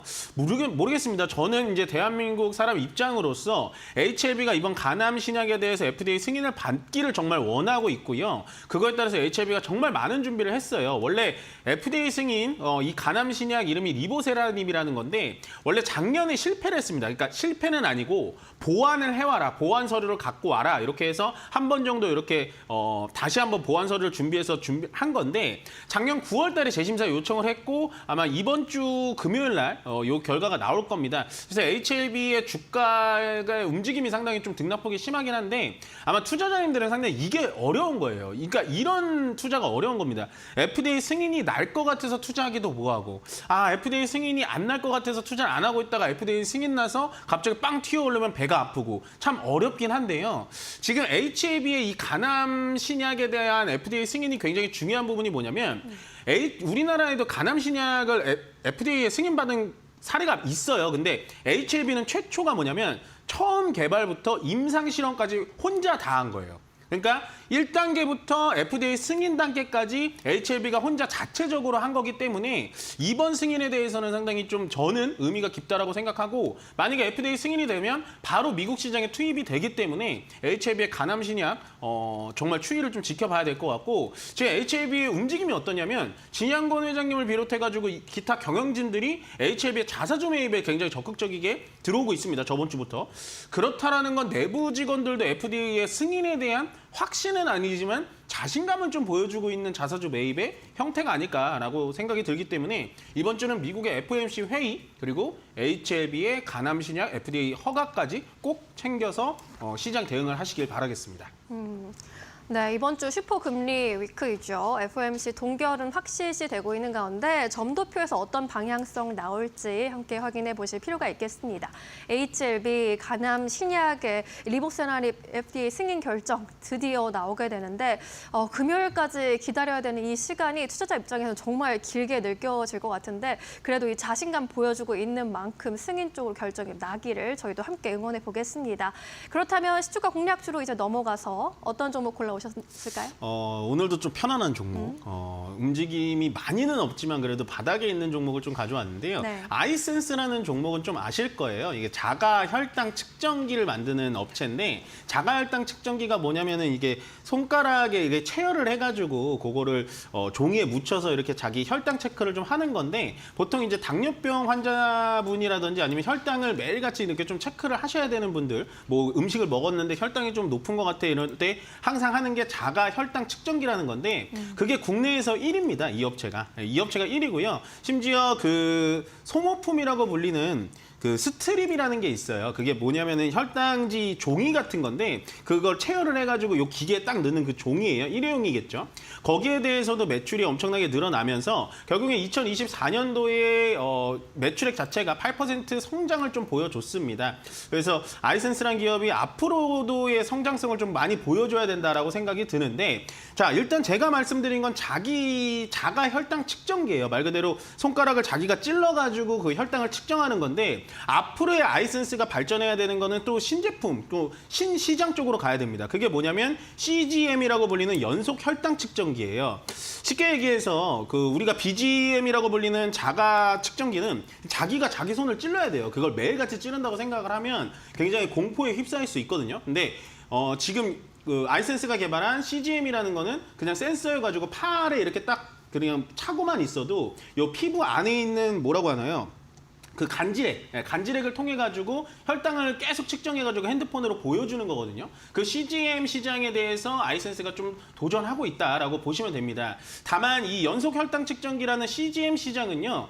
너무나 큰 회사들이 많이 이미 포진을 하고 있어요. 특히나 미국 업체가 두 군데가 있는데 첫 번째로 덱스콤이라는 업체가 있고요. 그 업체가 전체 시장 기준 40%를 가지고 있고 그다음에 에보트라는 기업이 35% 그러니까 이 두 개의 회사가 70%에서 80% 시장을 다 갖고 있다라는 겁니다. 그래서 사실은 아이센스의 이 CGM이 전년 대비해서 실적이 별로 나오지는 못했어요. 예, 그치만 저는 이 CGM을 계속해서 밀어붙여도 된다라고 생각이 드는 게 뭐냐면 이 연속 혈당 측정기 자체가 우리나라 국내 최초로 FDA 승인을 받았고 우리나라 국내에서 식약처에서 최초 승인을 받았고 더군다나 방금 말씀드린 덱스콤 같은 업체에 비해서는 가격 경쟁력이 있습니다. 그래서 현재는 글로벌 그러니까 해외 수출을 아직 진출을 하진 못했는데 앞으로 우리나라 내수 시장을 잡아 나가면서 가격 경쟁력을 끌어올려가지고 해외에 있는 70% 80% 시장을 10%만 뺏어 온다고 한다면 아이센스는 앞으로도 좀 계속 봐도 되는 거 아닌가? 왜냐하면 뭐 혈당 관리 그 환자들이 많이 늘어나기 때문에 저는 앞으로도 이렇게 좀 비대면 진료에 관해서는 계속해서 우리가 좀 관심을 가져줘 봐도 되는 종목이지 않을까라는 생각이 듭니다. 혈당 체크 이 시장이 요즘 또 핫하더라고요. 그쵸. 시장 규모도 계속 커지고 있고 비만, 다이어트, 당뇨에 대한 관심이 커지고 있기 때문인데 현재 14개국의 제품을 판매 중인 아이센스, CGM의 성공이 앞으로의 관건이 될 것 같은데 이 부분도 긍정적으로 좀 볼 수 있을 것 같습니다. 그렇다면 가격 전략은 아이센스 어떻게 가져가야 하나요? 일단은 뭐 차트로 화면을 좀 바꿔주시면요. 아이센스의 현재 이제 주봉을 좀 보여드리겠습니다. 이게 이제 주봉이라는 건데 이 봉 하나당 일주일간의 봉의 형태를 보여준 건데요.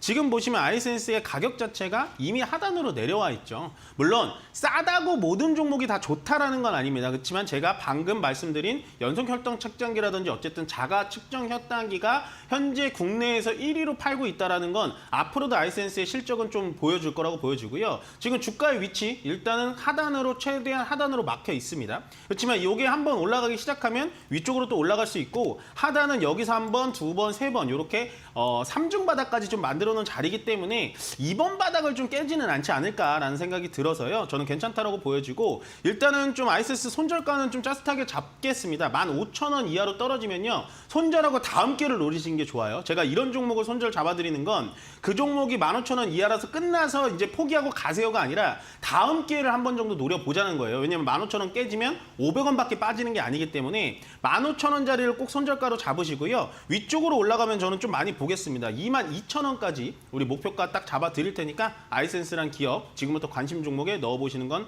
괜찮다라고 보여집니다.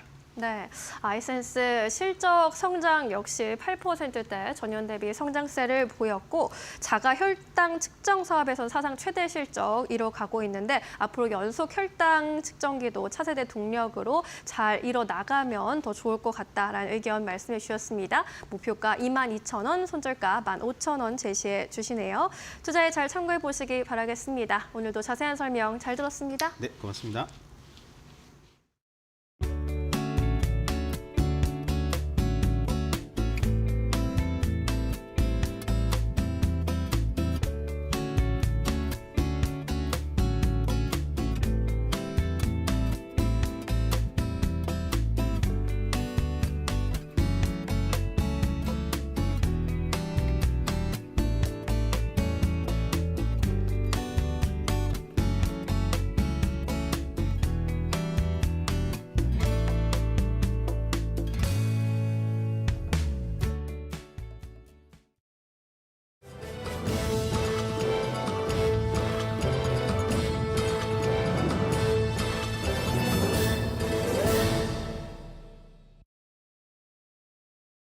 계속해서 이데일리 TV 뉴스 전해드립니다. 삼성전자와 SK하이닉스의 시가총액 합산액이 일주일 만에 33조 원 가까이 증가하면서 코스피 지수가 2,600선에 안착했습니다. 10일에서 17일 코스피 전체 시총 증가액 중 삼성전자와 SK하이닉스의 시총 증가액이 차지하는 비율은 약 80%입니다. 이는 17일부터 21일까지 미국 캘리포니아주에서 개최되는 GTC 2025 기대감에 국내 반도체 업종에 대한 투심이 살아났기 때문으로 풀이됩니다. 코스피는 오늘 외국인과 기관의 순매수 속에 한때 2,630선을 돌파했으나 오름폭을 줄이며 2,612.34로 마감했습니다. 오늘 유가증권 시장에서 장중 주식거래 시스템 호가창이 멈추고 거래가 이루어지지 않는 오류가 7분간 발생했습니다. 이날 한국거래소에 따르면 오전 11시 37분부터 약 7분가량 증권사 HTS에서 호가창이 멈추고 거래가 체결되지 않았습니다. 이번 오류는 한국거래소에서 나타난 문제로 전 증권사 공통으로 거래가 이루어지지 않은 것으로 파악됩니다. 한국거래소 관계자는 거래 시스템 오류가 있었던 것은 맞다며 정확한 원인을 파악 중이라고 밝혔습니다. 한화가 호주 조선 및 방위 산업체인 오스탈의 지분을 인수하며 오늘 하나그룹주들이 강세를 보였습니다. 한화는 현지 시간 17일 호주 증권거래소에서 장외 거래를 통해 오스탈 지분 9.9%를 매수했다고 공시했습니다. 오스탈은 미국 함정을 직접 건조하는 4대 핵심 공급업체로 미국 소형 수상함 및 군수 지원함 분야 시장 점유율 1위 기업입니다. 이러한 소식에 한화시스템은 52주 신고가인 42,550원을 기록하고 한화엔진도 13% 넘게 오르며 한화그룹주 모두 강세를 보였습니다. LG CNS와 한국인터넷진흥원이 베트남 현지의 데이터 센터 건립을 추진합니다. 18일 베트남 타이 응우옌성은 최근 LG CNS 한국인터넷진흥원과 회동을 가지고 향후 지속적 사업 전략을 구체화하기로 했다고 밝혔습니다. LG CNS와 키사는 이날 하노이 호아락 하이테크 하큰에 위치한 데이터 센터 모델을 참고해 타이 응우옌에 적용할 가능성 등을 분석했습니다. 타이 응우옌선은 빠른 시일 내 관계 부처와 협의해 데이터 센터를 건설할 수 있도록 LG CNS와 키사의 전폭적인 지원을 할 것이라고 함께 전했습니다. 지금까지 이데일리 TV 뉴스 전해드렸습니다. 네, 오늘 저희가 준비한 소식은 여기까지입니다. 어제 시장 강세 이후로 오늘 코스피 코스닥은 약간의 숨고르기 장세였는데요. 다만 이제 오늘 밤부터 미국 캘리포니아 산호세에서는 엔비디아의 GTC가 또 개최가 됩니다. 여기서 젠슨 황이 어떠한 이야기를 내놓을지 벌써 시장은 좀 기대를 하고 있는데 한국 시장에는 어떤 영향이 있을지 그리고 당장 열릴 미국 증시에서는 어떤 영향이 있을지 함께 꼭 체크해 보시면 좋을 것 같습니다. 네, 이런 가운데 모처럼 우리 증시에는 2거래일 연속 외국인과 기관의 동반 매수세가 들어와 있는 상황입니다. 이러한 상황 속에서 수급의 연속성 이어질 수 있을지 여부가 또 중요할 것 같은데요. 내일장에서 또 함께 체크해 보시죠. 저희는 내일 더 유용한 정보와 함께 돌아오겠습니다. 네, 시청해주신 여러분 모두 고맙습니다.